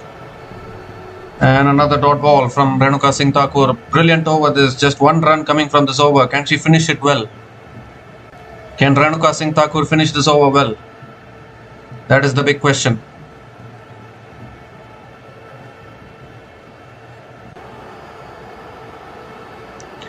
Last ball of the over coming up.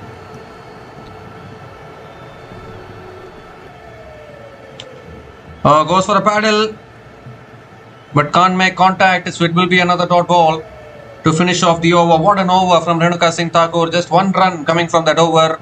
And Australia women are 24 for 1 after 3 overs.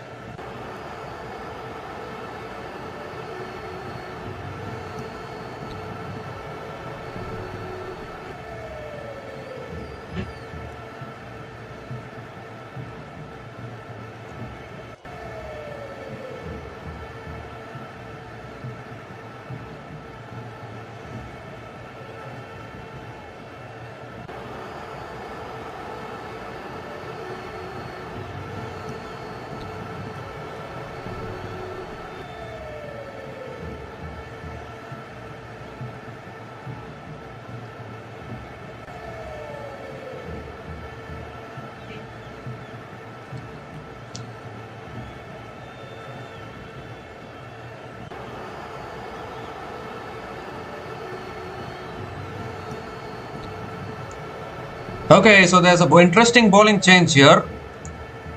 Shafali Verma is the new bowler into the attack. Some spin being introduced, but many would have thought it would be Sri Charini or maybe Deepti Sharma coming into the attack, but no, they have given it to Shafali Verma as he starts with a dot ball. Now Beth Mooney hasn't quite got going yet. She's batting on 4 from 5 balls.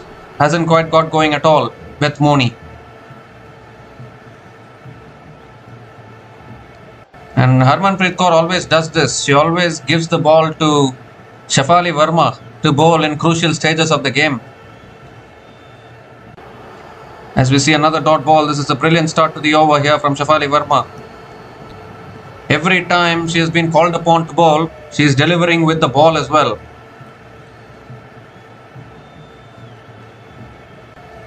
We saw it in last year's Women's ODI World Cup final as well, where Shafali Verma picked up 2 crucial wickets in the final, delivered an all-round performance. She is basically an all-rounder, in all honesty.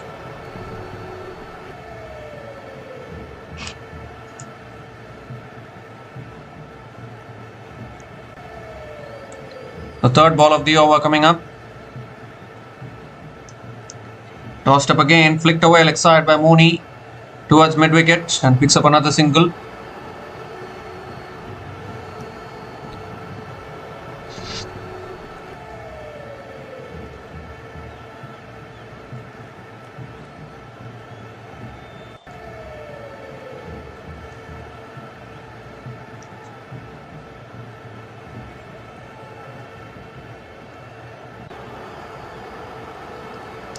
So Phoebe Litchfield is on strike. You can sense that Australia are feeling the pressure now. You can just sense it. Down the track, Litchfield hits it down to mid-off. It's another dot ball. Even Litchfield is struggling to get going a little bit. Required run rate nearing 9 now. I told you, Australia are human after all. They are humans after all. They will not be able to win every game. They will also feel the pressure if you play well against them.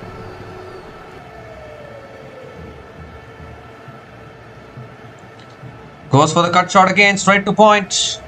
Make that another dot ball, another good over, just one coming from this over. Shafali Verma keeping things tight. Australia feeling the pressure. Game on here. Can India qualify for the semi-final? Can they do it again? Australia have never lost in the group stage of a World Cup since 2020. They have never lost in the group stage of a Women's World Cup since 2020. And the last time a team defeated Australia in the group stage, it was India women again. It was in Australia in 2020. As we see the reverse switch it coming up, but straight to the field, red covers, another dot ball to finish the over. So just one run coming from that over from Shafali Verma, and Australia women are 25 for 1 after 4 overs.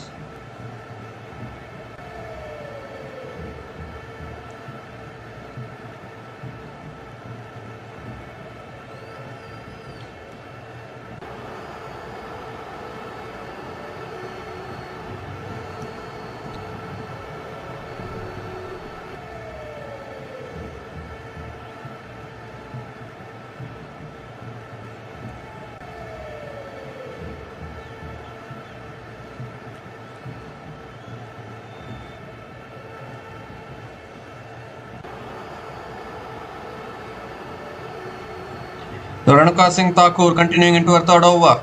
Mooney gives herself room, goes over the top of the offside. Deep extra covers, a deep point coming around.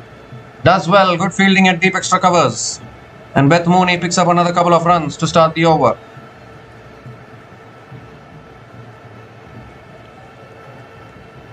Hitting it beautifully there, Mooney. The required run rate is above 9 now.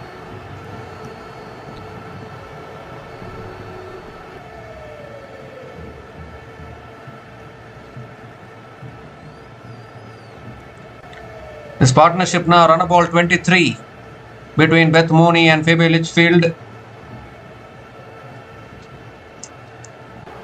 Oh, that swung away leg side by Mooney. Picks that up beautifully towards deep mid wicket for 4.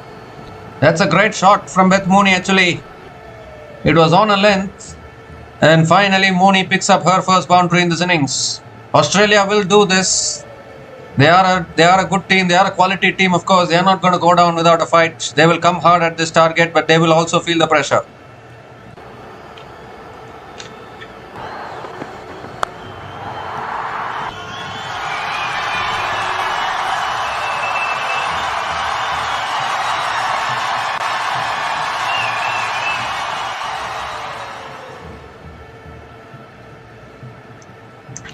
This time cut away again, straight to point, and another dot ball from Renuka Thakur.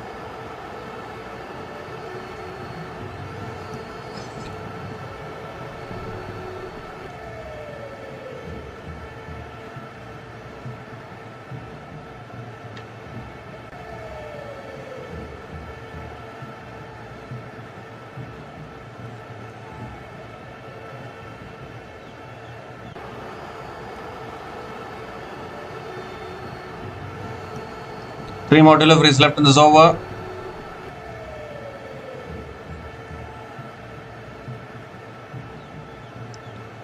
Oh, that's a full toss. Goes through that fielder at square leg. That runs away for 4. Poor fielding there at square leg. And Mooney picks up yet another boundary, second boundary in this over. And this is turning out to be a good over for Australia. 10 coming from it already, with still 2 more deliveries left in this over.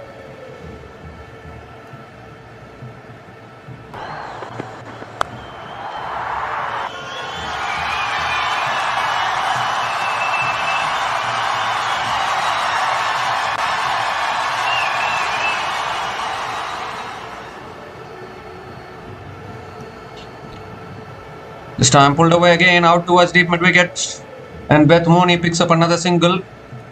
South African fans, I can understand your frustration, but your team is at fault. You are not able to outplay Pakistan and Bangladesh. What is the reason for that? Please answer me for that. I can understand it's tough to beat big teams, but you need to outplay. You need to be able to beat Pakistan by 100 runs. Why are you not able to do that? Why are you not able to beat Bangladesh by 100 runs? Please answer me for that. Down the track, inside edge, out towards deep mid wicket, and Litchfield picks up another single to finish the over.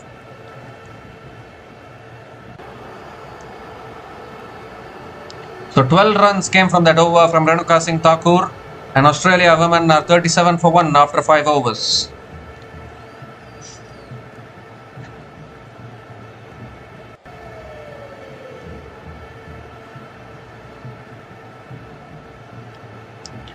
First of all, South Africa should become a dominant team. They should learn to outplay oppositions. And then you can dream of winning World Cups. Against Pakistan and Bangladesh, if you are struggling to win, yes, South Africa won, but it was not convincing. That is not the way to win against them. That is for sure. Look at the way India won against Pakistan. They outplayed Pakistan and won by a big margin. You need to be able to win like that. You need to be able to win like that consistently. South Africa are a blow hot and blow cold team. It's a problem in both men's and women's cricket. They are not going to win World Cups like that. Shafali Verma now into her second over. Down the track, Litchfield goes down the ground. Over mid-off, 1 bounce. Has it gone all the way? I think it's hit the rope on the full. It could be the first 6 of this innings. It is. The arms go up for the umpire. A great shot down the ground from Phoebe Litchfield and a great way to start the over. And correction, even if South Africa makes it through to the semi-final, they'll be facing England, not Australia, in the semi-final.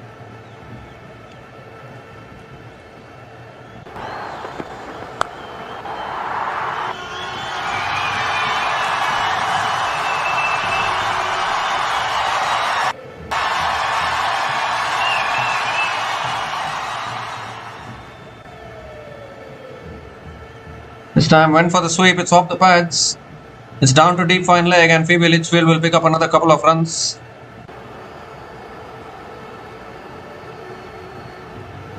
Well, goes for the reverse, switch it and gets it away. Out towards deep extra covers. It won't reach the boundary, I think. It won't reach the boundary. Phoebe Litchfield will pick up another couple of runs. Now, Litchfield can be very dangerous. You need to get rid of her. She is playing all the shots available. She likes this switch hit shot. Becoming a right-hander and then playing it. She likes that shot.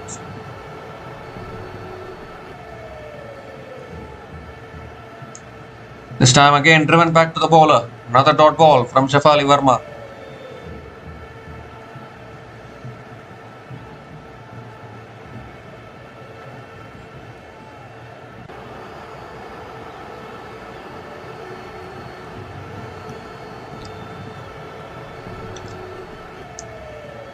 This time inside edge from Phoebe Litchfield towards mid-wicket and picks up another single.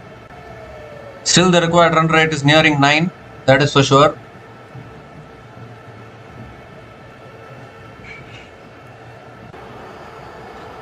No, I wins the World Cup.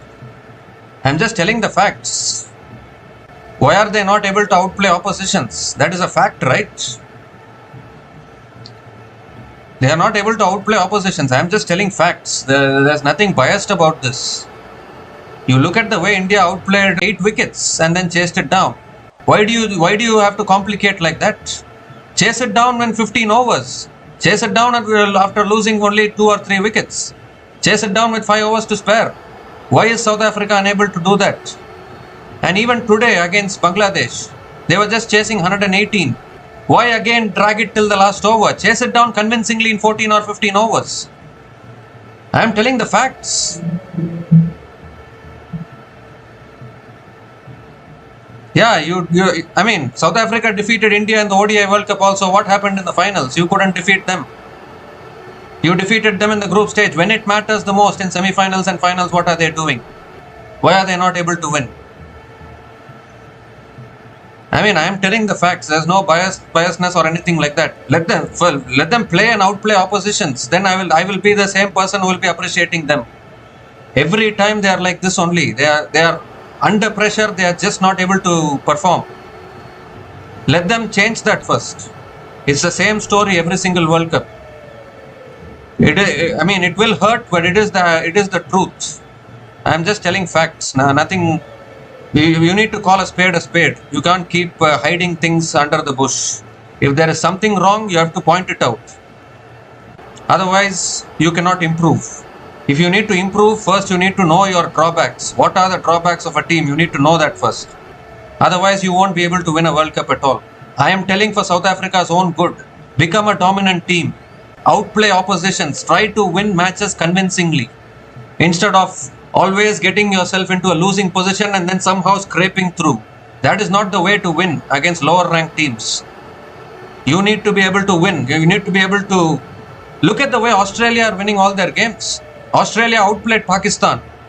Australia outplayed Bangladesh. Why are South Africa not able to do that? That's why Australia have won 6 T20 World Cups. The reason is they are able to outplay oppositions.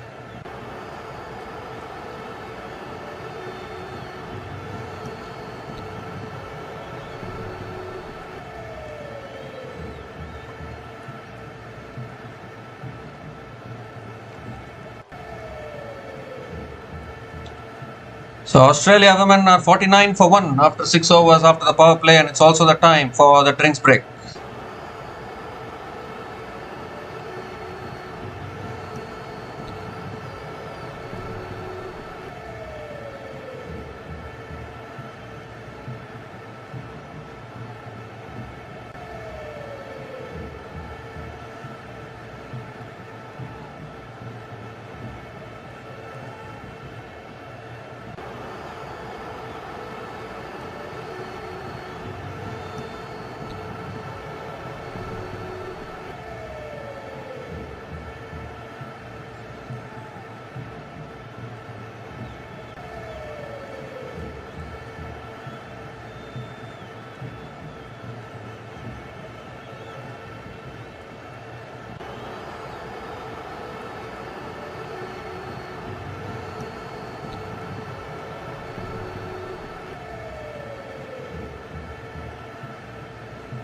So we come to the end of the drinks break. Sri Charini is the new bowler into the attack. Down the track again, Litchfield hits it over the top. Long off comes around, and Litchfield will pick up another couple of runs.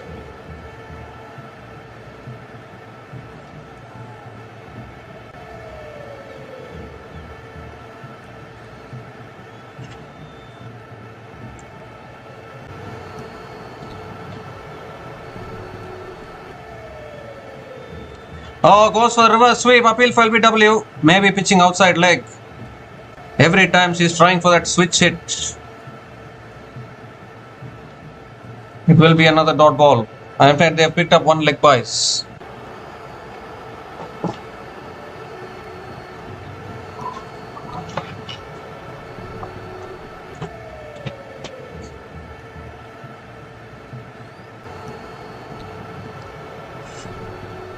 This time, Mooney again hits it down the ground to long on and picks up another single.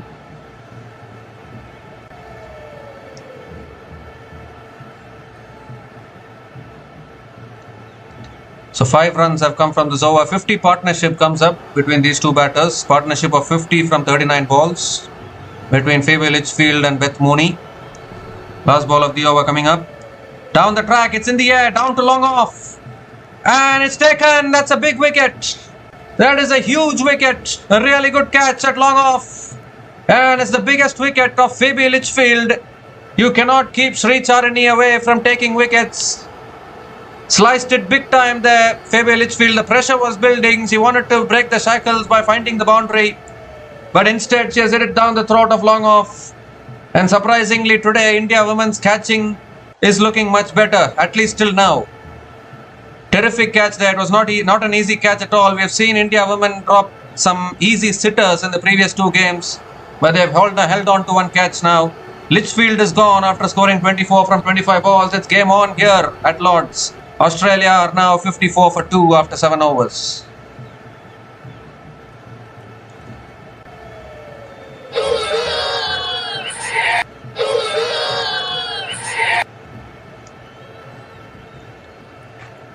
So the required run rate is 9. They have lost their attacking batter in Phoebe Litchfield, coming in at number 4.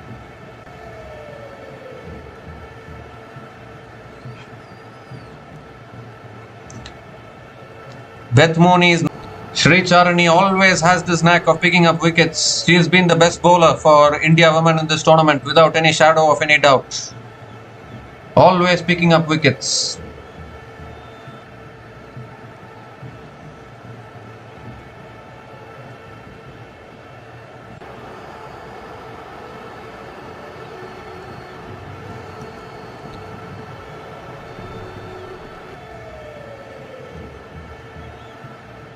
So Deepti Sharma is the new bowler into the attack, and Mooney again comes down the wicket and drives it back to the bowler. Dot ball again to start the over.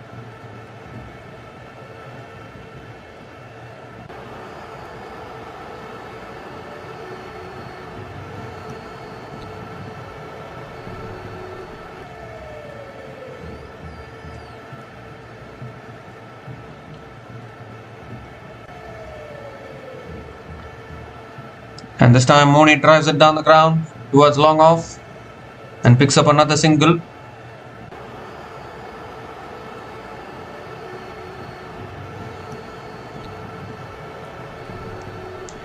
Required run rate now 9.16.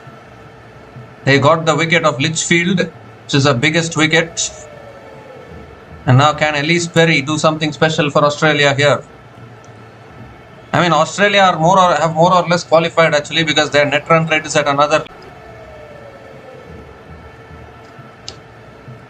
It's short this time, pulled away by Perry. It's in the gap, and that'll be 1 bounce and 4 towards deep mid wicket. A short ball there from Deepti Sharma. Elise Perry rocking onto the back foot, and what a way to get off the mark. Gets off the mark with a boundary.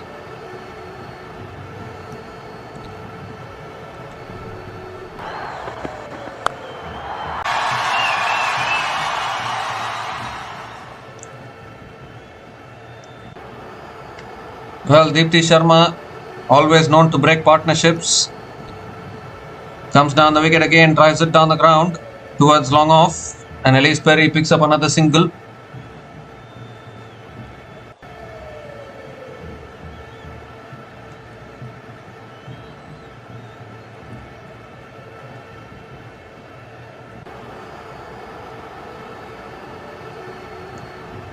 See, South Africa, even if they qualify, they are going to face England, who are in the other group. The other group are England have topped the other group.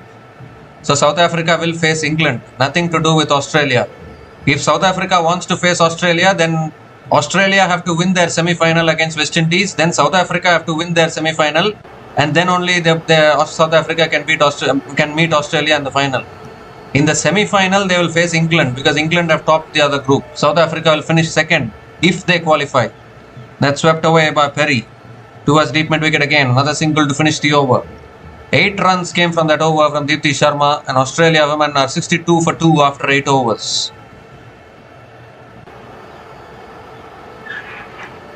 And beating England at home has its own challenges as well. Whether it's India, whether it's South Africa in the semi-final, beating England women at home is going to be a challenge. There's no doubt about that. England will be favourites regardless of who qualifies.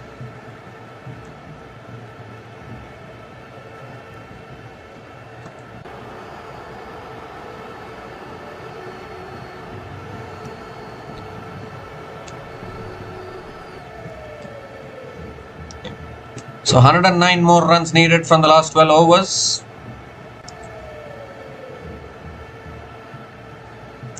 It's Sri Charani again continuing into her second over. She's becoming more of a reliable bowler these days for India. Whenever it's needed, she's delivering breakthroughs, bowling economical spells.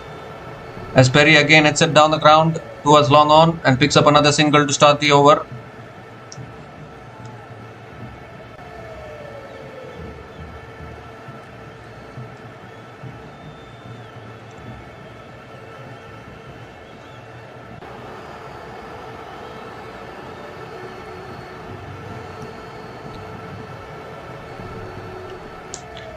So Mooney is back on strike. Need some boundaries here, Australia. Down the track again, and Mooney again hits it down the ground to long on and picks up another single.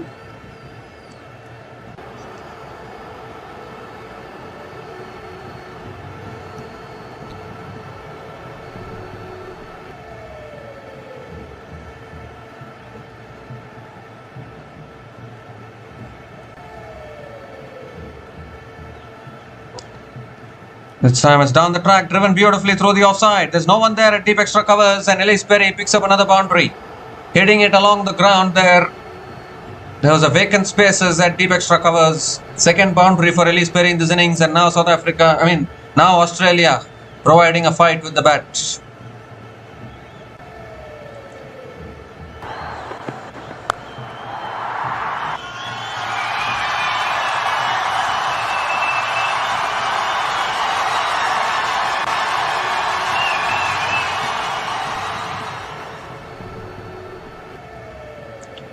Ooh, inside edge there. Looking.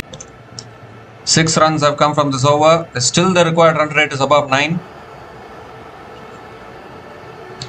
Elise Perry is a big match player, of course.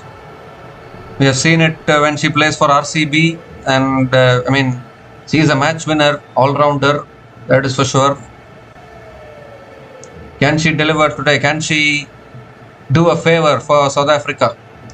One more delivery left in this over. 6 runs have come from this over so far. Last ball of the over coming up. This time again down the track. Hits it down to long off. Elise Perry picks up another single to finish the over. So despite conceding the boundary, I think it's a good over for India. 6, in fact, she hasn't taken the single. So just 6 runs came from that over. And Australia women are 68 for 2 after 9 overs.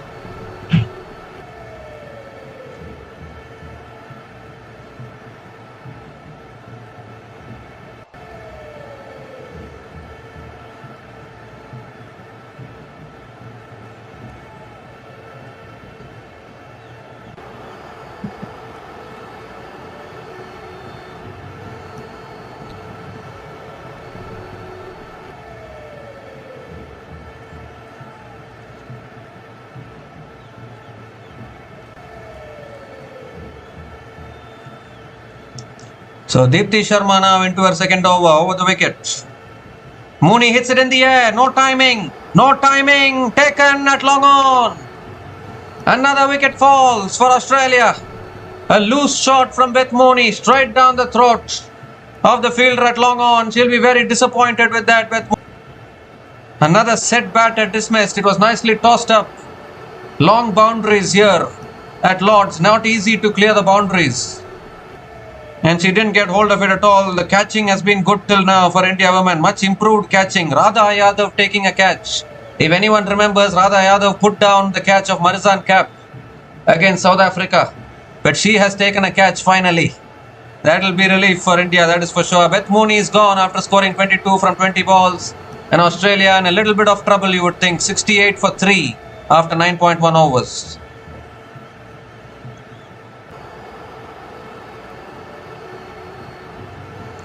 Yeah, absolutely. I mean, the required run rate is rising. Ashley Gardner is a new batter to the crease. Obviously, she is also another dangerous batter, another goated all-rounder for Australia, no doubt about that. But this is the quality which India possesses. We had mentioned that if there is any team that can defeat this Australian team, it is none other than India. India can defeat Australia, England can defeat Australia. These two teams have the capability of outplaying and defeating Australia, that is for sure. But obviously this game is still not over. Still Australia can fight in this game. This time flicked away again by Ash Gardner towards deep mid wicket. Gets off the mark with a single.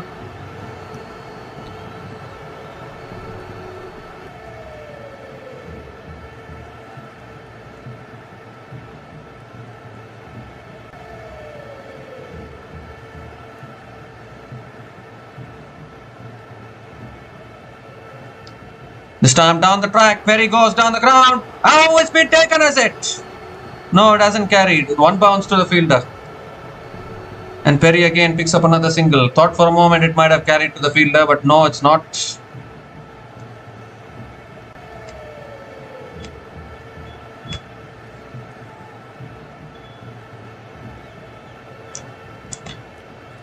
This time punched again down the ground. Oh, Deepti Sharma should have stopped it.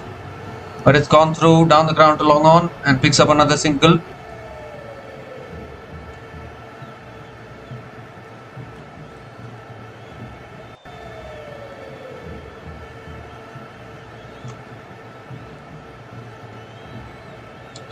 Last ball of the over. Again punched down the ground by Perry towards long on and picks up another single to finish the over. 4 runs came from that over, including the wicket of Beth Mooney. And Australia women are 72 for 3 after 10 overs at the halfway mark of this innings. At 99 needed from the last 10 overs.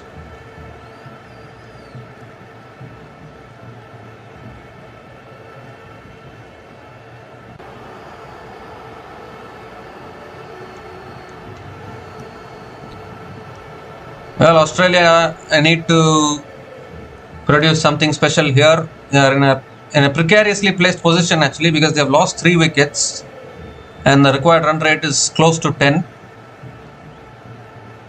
2 new batters at the crease. Australia have batting depth, of course.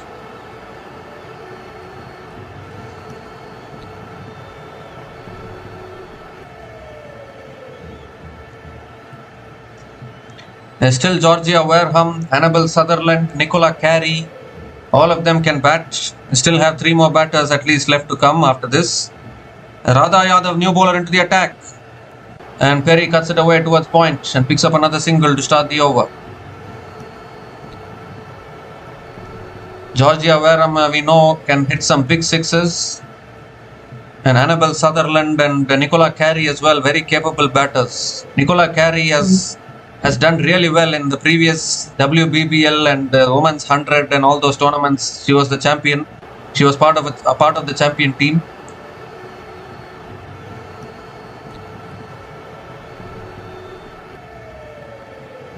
This time cut away again by Gardner straight to the fielder.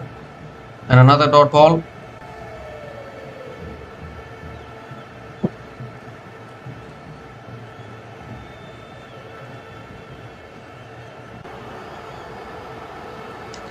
This time down the track, it's a little bit of an inside half of the bat, down to long on. And Perry picks up another single.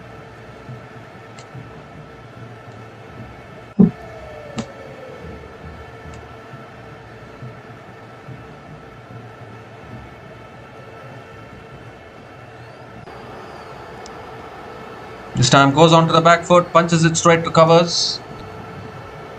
So a good over this from Radha Yadav. Just 2 runs coming from this over so far, still 2 balls left. This time finds the gap. That'll run away for 4, much needed. Much needed boundary for Australia. Elise Perry pierced the gap there. And picks up her 3rd boundary in this innings. Keeps it alive for Australia.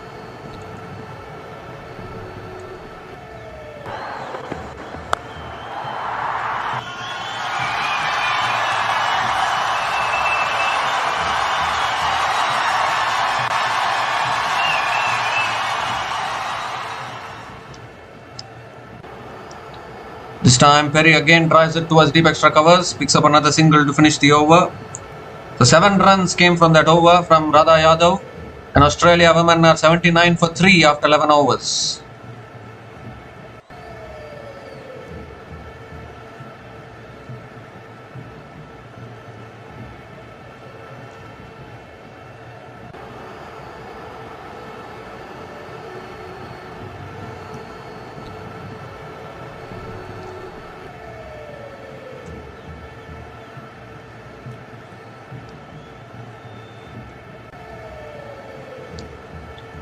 So Australia, it's getting a little tough, you would think. Required run rate needs to be taken care of. At the moment, Indian spinners trying to squeeze the batters. Shafali Verma now has been brought back into the attack. Basically playing with 3 spinners. Shafali Verma, Deepti Sharma, 4 spinners in fact. Shafali Verma, Deepti Sharma, Sri Charani and Radha Yadav. So India trying to apply the traditional spin choke in these middle overs.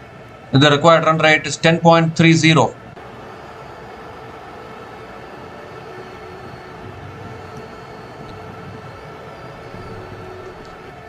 This time flicked away again by Gardner, out towards deep mid wicket. Just a single, 2 singles to start this over. Required run rate 10.38. In women's cricket, the required run rate climbs up very quickly.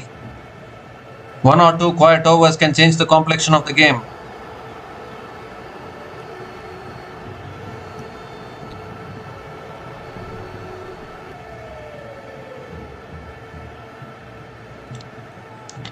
Down the track, edged down to 3rd man. Good fielding at 3rd man.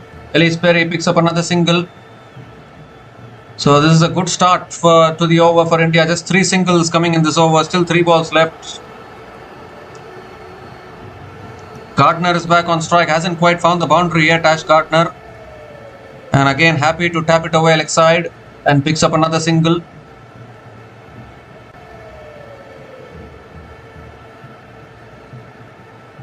I tell you what, if they can get the wicket of Elise Perry here, it will be game on.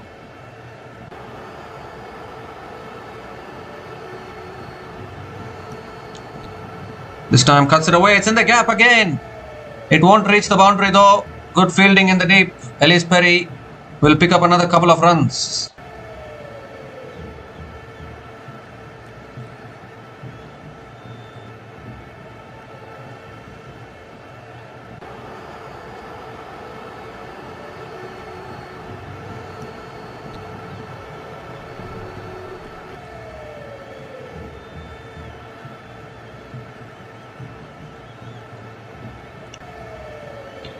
So last ball of the over coming up from Shafali Verma. This time cut away again, but straight to the fielder. Again not able to find the boundaries. Another dot ball to finish the over. 6 runs came from that over from Shafali Verma. And Australia women are 85 for 3 after 12 overs.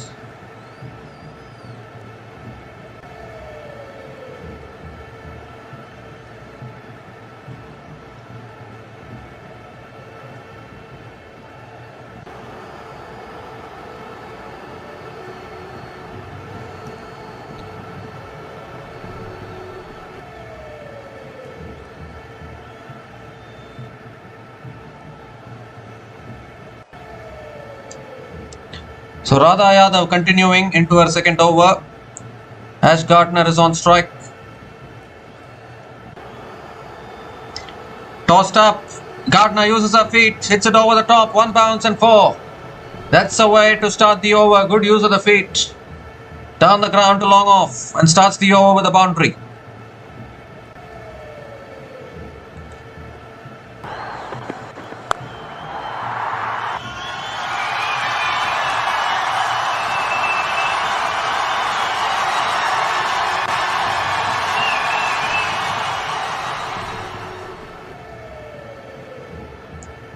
This time it's short, it's pulled away, and it's all the way. All the way for 6. Too short on that occasion. You can't bowl short to Gardner. She's so strong on the back foot. 10 runs from the first 2 balls of this over, and is this the over that Australia were looking for to try and turn this game on its head?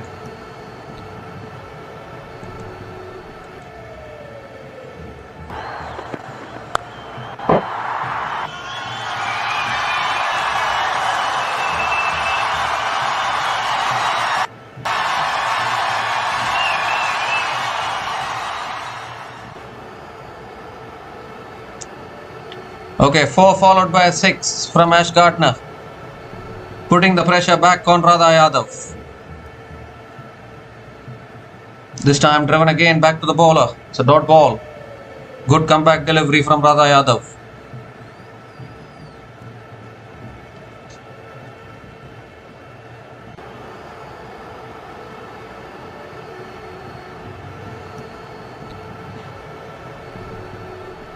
Oh, that was a full toss. Could have hit it anywhere, but Gardner hits it down to long off and picks up another single.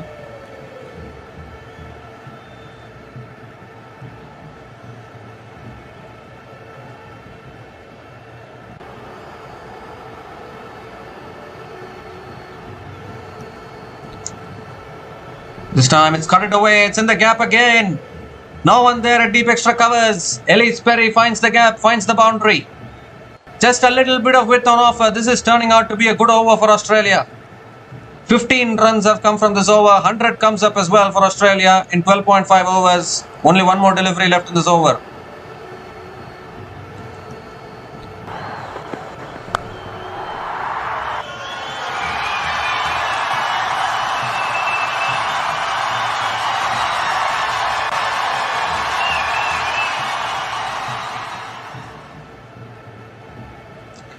This time use of the feet. Elise Perry drives it to deep extra covers and will push for 2 as well and get another couple of runs to finish the over. 17 runs came from that over from Radha Yadav, and now Australia are slightly pushing this at the moment.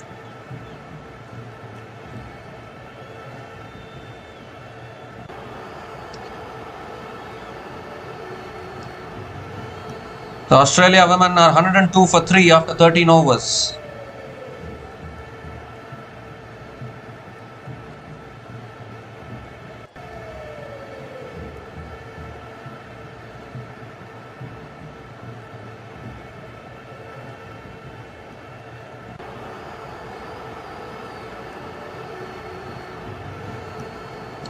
So Deepti Sharma now into her third over. Advances down the wicket. Ash Gardner flicks it leg side towards deep mid wicket. Picks up another single.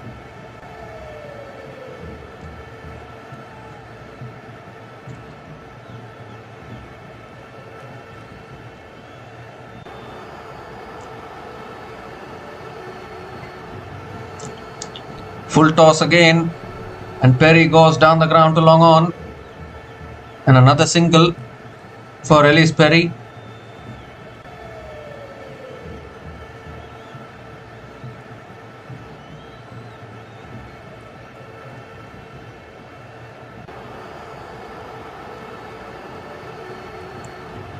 Gardner again hits it leg side. It's a full toss actually. Deep mid wicket coming around. And they come back for 2. Good running between the wickets. Another couple of runs for Ash Gardner. Anybody's game this, you would think.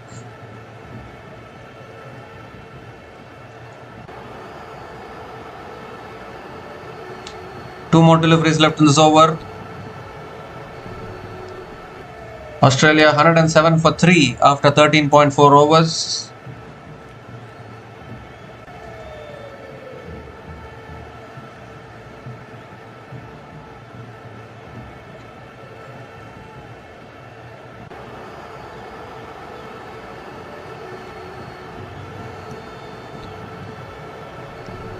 Down the track, hits it in the air. Perry, long on, it's wide of long on. No, good fielding, really good fielding.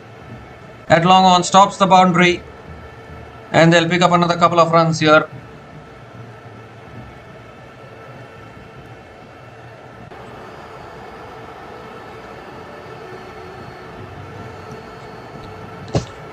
Seven runs have come from this over. Last ball of the over coming up. Oh, it's full toss on the pads. Misses out on it. Misses out on it. Perry hits it straight to square legs. He could have hit it anywhere, but it's a dot ball to finish off that over. So good comeback over from Deepti Sharma. The previous over went for 17, but this over only going for 7. And Australia women are 109 for 3 after 14 overs with 62 needed from the last 6 overs, and it's also the time for the drinks break.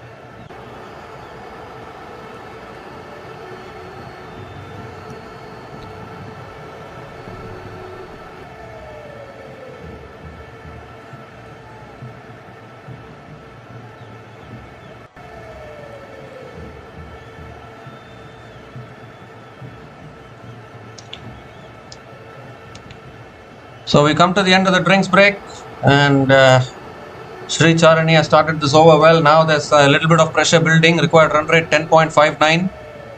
Gardner is back on strike. Goes for a slog sweep. How far has it gone? It's gone all the way for 6. Another clean strike from Gardner. Pressure was building, too many dot balls and singles. Someone had to break the shackles, and Ash Gardner it is. With an important 6 here, Australia still in this run chase, still fighting.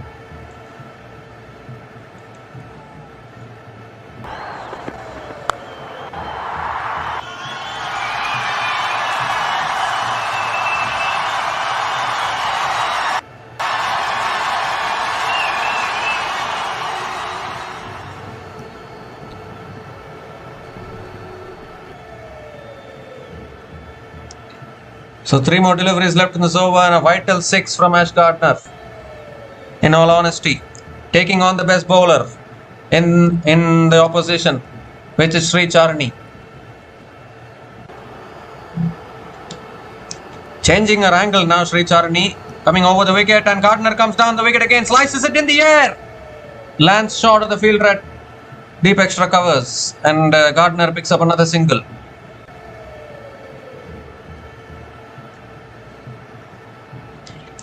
A 50-50 partnership comes up between these two batters. Partnership of 50 from 33 balls between Perry and Gardner. Oh, that's sliced away beautifully. It's in the gap again. That'll run away for 4. It was full and wide. Perry got bad on it. Races away for 4. And it's also a no ball. What is happening here? What is happening here? A front foot no ball and a free hit as well. Oh dear, that's the last thing India wanted at this stage.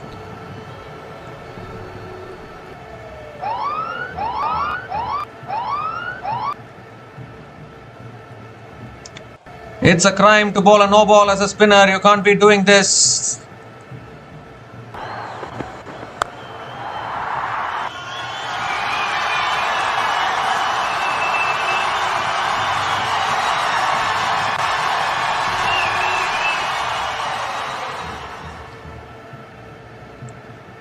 Free hit delivery coming up, and Perry goes down the ground, doesn't get hold of it. It was a full toss actually, but down the ground to long on, picks up another single.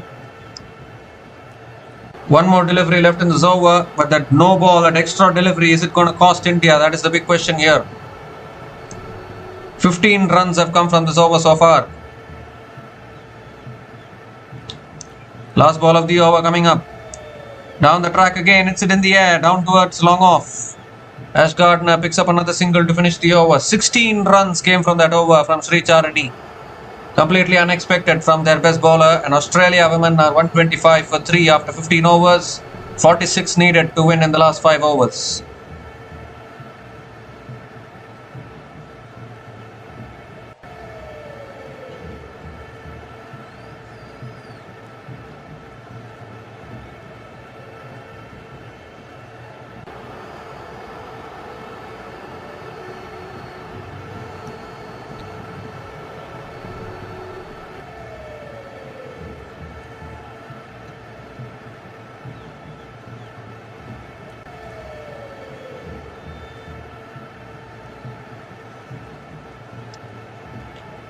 Well, New Zealand women's cricketers watching this game from the balcony. South African cricketers also watching the game. Shafali Verma back into the attack. That's pulled in the air again. It's in the gap for 4. Too short once again. Gardner pulls it away. Starts the over with a boundary. Australia, they are pushing this at the moment. India feeling the pressure here. This partnership is taking it away from India.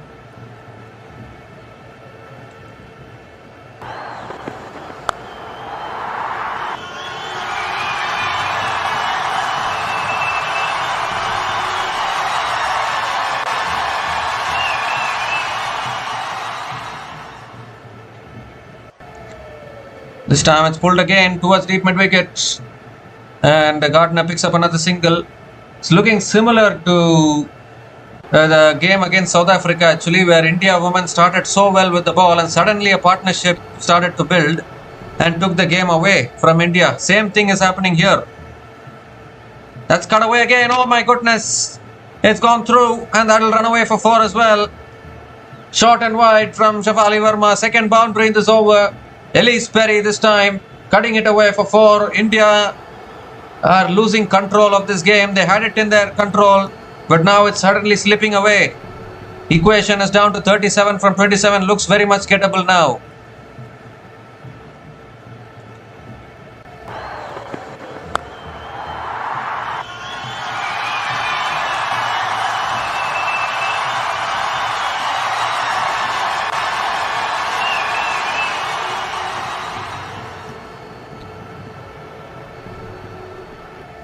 So 3 more deliveries left in this over. Already 9 coming from this over.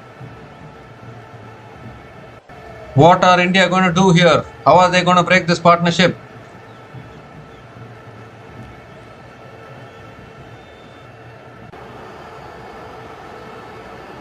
It is these kind of moments that matter. This time punched again towards covers, and Ellis Perry picks up another single. The thing is that both these batters are match winners. Gardner can also find the boundaries. Perry can also find the boundaries. Required run rate down to 8.31. Every boundary from here will release the pressure.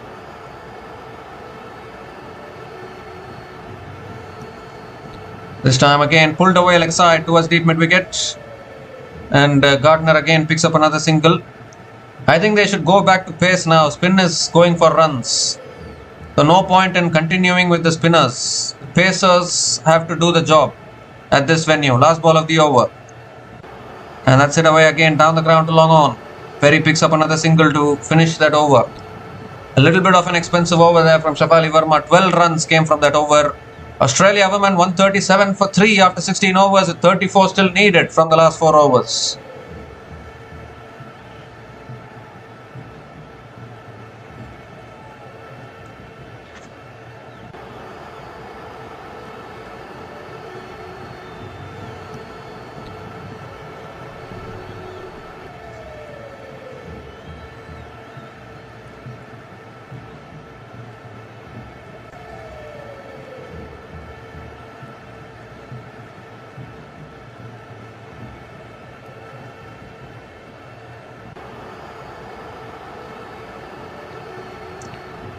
So Renuka Singh Thakur has been brought back into the attack, and that's I think that's a good move because the spinners are starting to go for runs.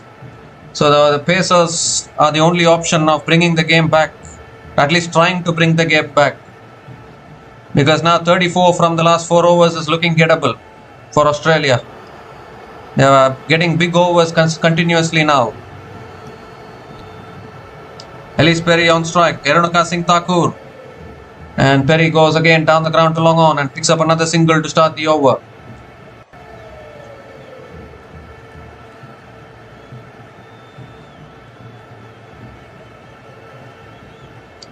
Ash Gardner is back on strike. 33 from 23 now.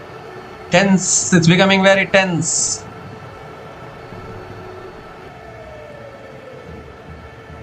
Second ball of the over. Oh, Gardner gets it on the bottom of the bat, back to the bowler, dot ball. Dot ball at this stage is a good move to bring back the pacer, but Renuka Singh Thakur is completing her spell. So what are the options after this? Kranti Gaud still has overs left. So she will have to bowl a couple, you would think. There was also a chance of a run out at the non-strikers end.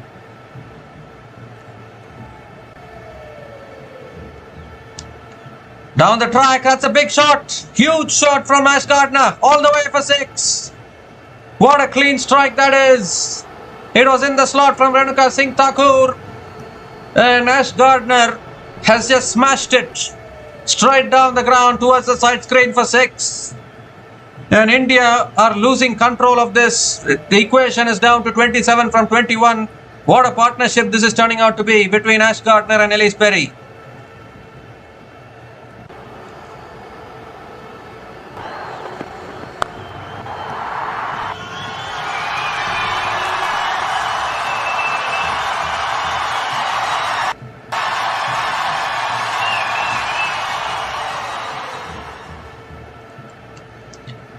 This time again, Gardner hits it down the ground to long on, picks up another single.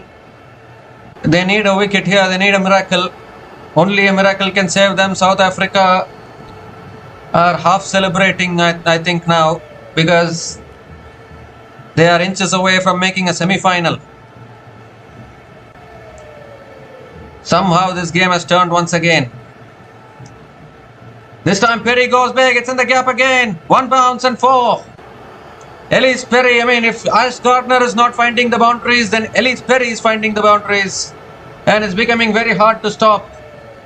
When runs come from both ends, it is very, very hard to stop. Again, 12 runs coming from this over, including and still 1 ball left.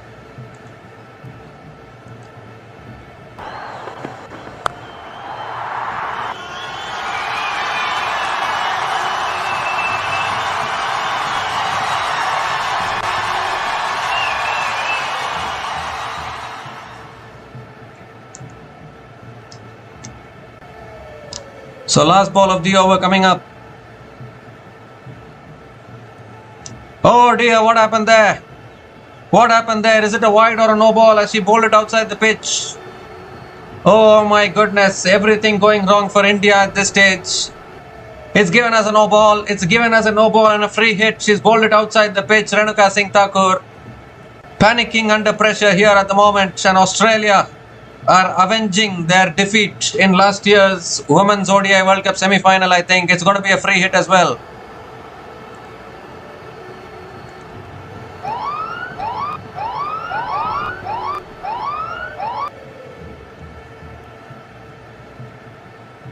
The last ball of the over, free hit. Down the track, tries it straight, down the ground for 4. Another boundary to finish it off. The free hit has costed big time. And another expensive over from Renuka Singh Thakur. 17 runs came from that over. And the equation is under a run a ball now. Just 17 needed for victory. Australia women are 154 for 3 after 17 overs.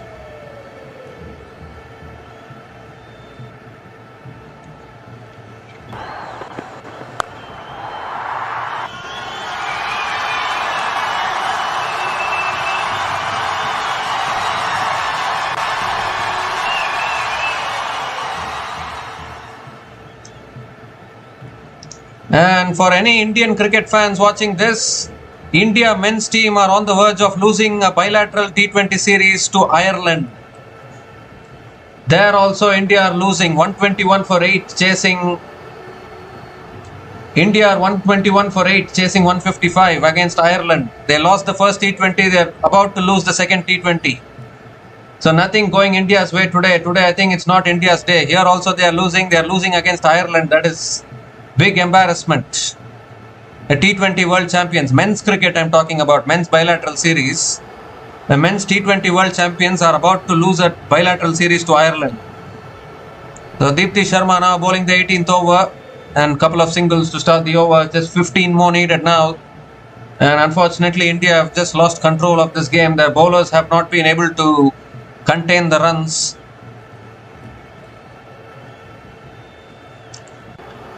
Just 15 needed now. It's under a run a ball. You would back Australia to chase this down. South Africa are going to be through to the semi-final, I think.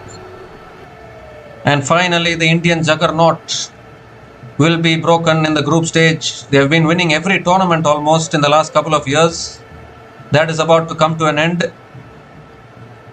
Goes for the lap. Gets it past fine leg. Will that run away for 4? Ball is slowing down in the outfield. Oh, good fielding. Good fielding. They'll get 3. They're coming back for 3. So finally we are going to see a world champion apart from India.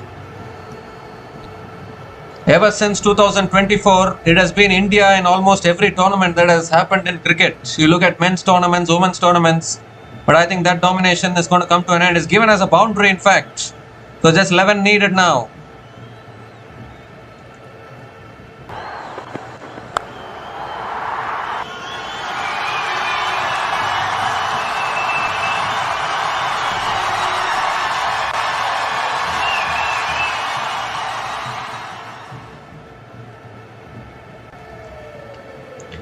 This time Gardner swings it away leg side again towards deep mid wicket. Picks up another single. 10 runs away now from winning this game.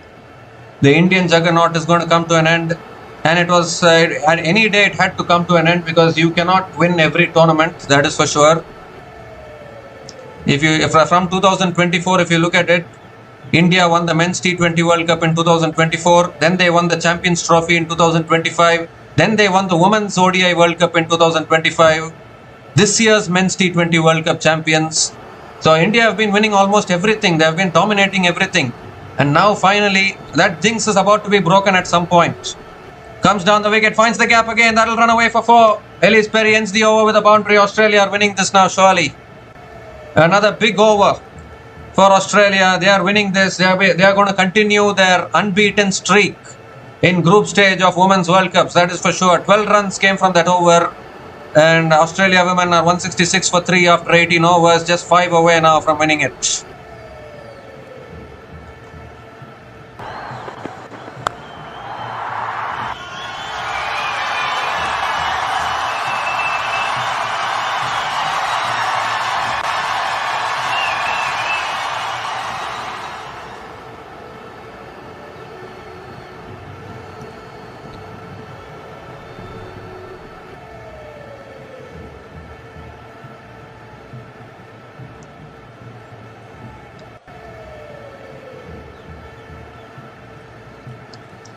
So just 5 more runs needed now. Charani bowling the penultimate over. That's down the track again from Perry. Driven out towards deep extra covers. And Ellis Perry starts the over with a single. Ash Gardner is back on strike.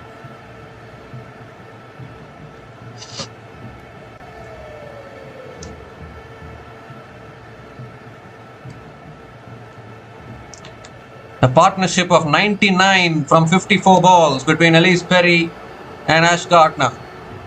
Terrific batting.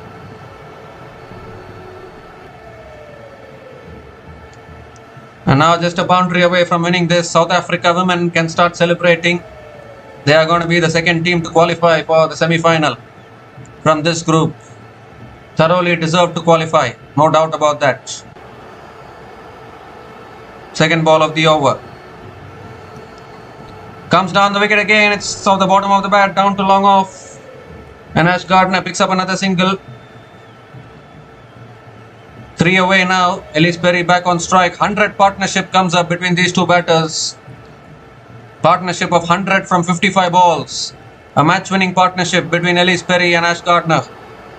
3 more runs away from winning this. Unexpected comeback from Australia.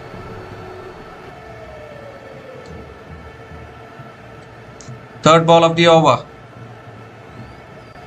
This time it's a Yorker driven towards point. Another dot ball from Sri Charani.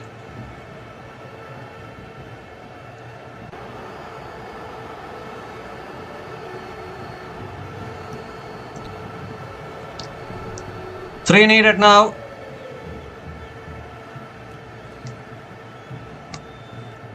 This time driven in the air by Ellis Perry. She's going to be caught. She's going to be caught. Catch is taken, but it is all too late, I think. It looks all too late for India women because they only need 3 more runs to win. Got it on the bottom of the bat there, and finally this partnership has been broken, but the damage has been done. Once again, it's Sri Charani getting the breakthrough. Looking to clear that fielder at mid-off, but unable to do it. Shafali Verma completing the catch. And the 4th wicket goes down for Australia. Ellis Perry departs after scoring 56 from 38 balls, and Australia women are 168 for 4 after 18.4 overs.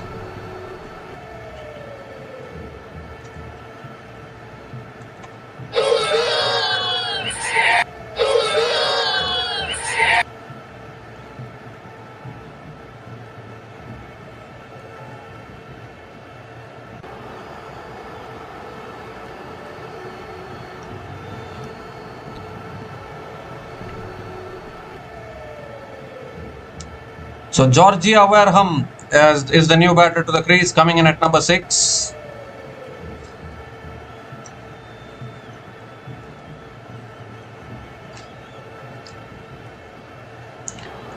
Two more deliveries left in this over. And even Wareham can play the big shots, that is for sure. Oh, that's full again, and Wareham drives it straight to covers. Another dot ball from Sri Charani.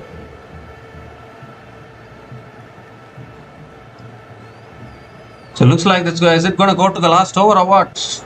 They're not finishing it off by Australia. Last ball of the over coming up. Down the track, Wareham goes down the ground. Has she finished it off? Yes, she has. It's straight down the ground for 4. That is it. Game over. Australia over the line. They win this game by 6 wickets with 1 over to spare.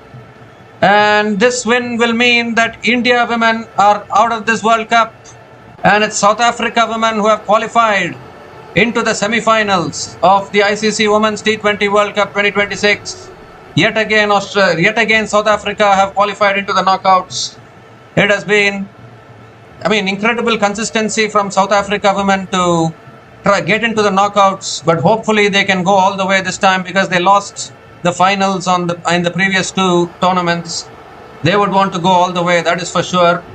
And South Africa women will be facing up against England in the semi-final, and Australia women will be facing up against West Indies in their semi-final. So both the semi-finals are now confirmed, and the Indian juggernaut has finally come to an end. India were thoroughly dominating all the ICC tournaments from 2024. You look at the Men's T20 World Cup of 2024, India were the champions. You look at the Champions Trophy, Men's Champions Trophy of 2025. Again, India were the champions. And then you look at the Women's One Day International World Cup of 2025. India were the champions once again. And then this year's Men's T20 World Cup under Surya Kumar Yadav. Again, India were the champions. So somewhere that streak had to come to an end. And it has come to an end in this tournament where India women have unfortunately not been able to qualify for the knockouts. But a terrific win here for Australia women, winning this game by 6 wickets. At one point, it looked as though Australia might feel the pressure, but match-winning partnership between Elise Perry and Ash Gardner brought the game back in control. In fact, a partnership of 100 from 59 balls between Elise Perry and Ash Gardner brought the game back in control, and after that, there was no way they were going to lose this game. Again, I think India women will reflect back on those moments against South Africa as well. India were defending 159. They got off to a really good start. South Africa were not looking convincing in the run chase. But then suddenly Marizan Cap started to find the boundaries, and suddenly the game turned on its head and South Africa came back into the game, and then they won that game. And it looked like a similar kind of a game this as well for Australia. Because even Australia in this game, they had lost Georgia Vole early. They had lost Phoebe Litchfield also got out early. Beth Mooney also got out early. And they were 68 for 3 after 9.1 overs. And at that stage, we thought, okay, maybe India women are in control. But then that partnership once again between Elise Perry and Ash Gardner brought the game back in Australia's control. And I think Australia will feel very happy because they were very disappointed after their loss in the semi-final of the Women's ODI World Cup last year, but they have avenged that defeat in the T20 World Cup, that is for sure. And I think something for India women to ponder about, they couldn't qualify for the semi-final in the previous Women's T20 World Cup as well, which happened in UAE, and now they have not been able to qualify for the semi-finals of this Women's T20 World Cup as well. So is the T20 format not suiting India women's team, or what could be the issue? I mean, I'm not quite able to understand.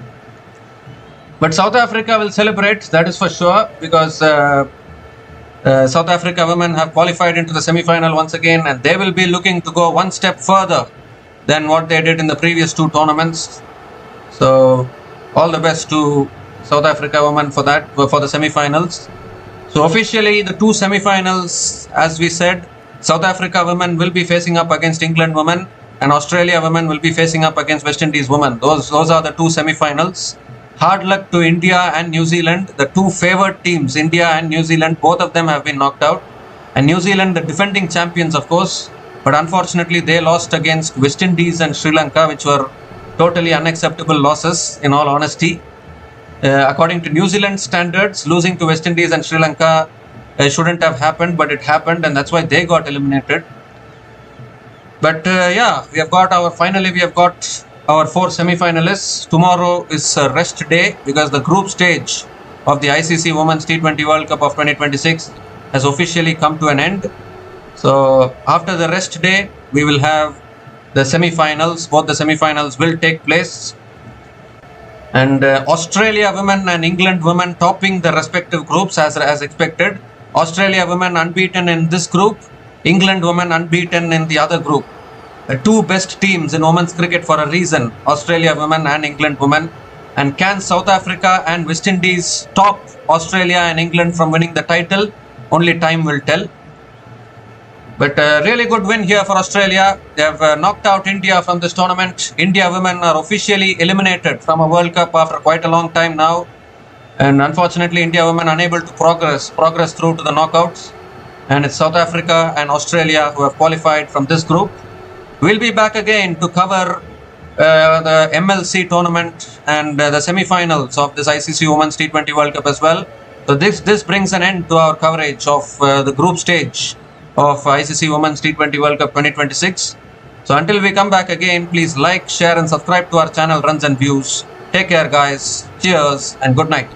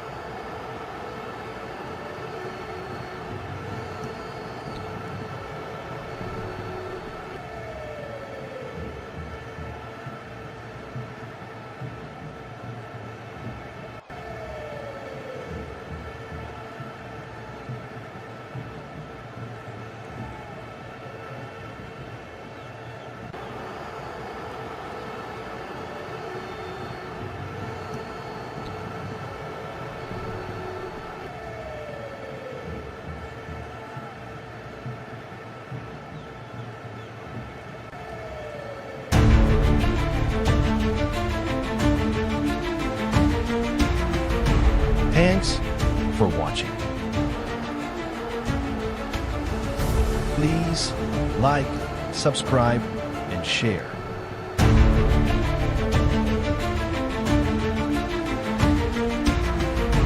Thanks for watching. Please like, subscribe, and share.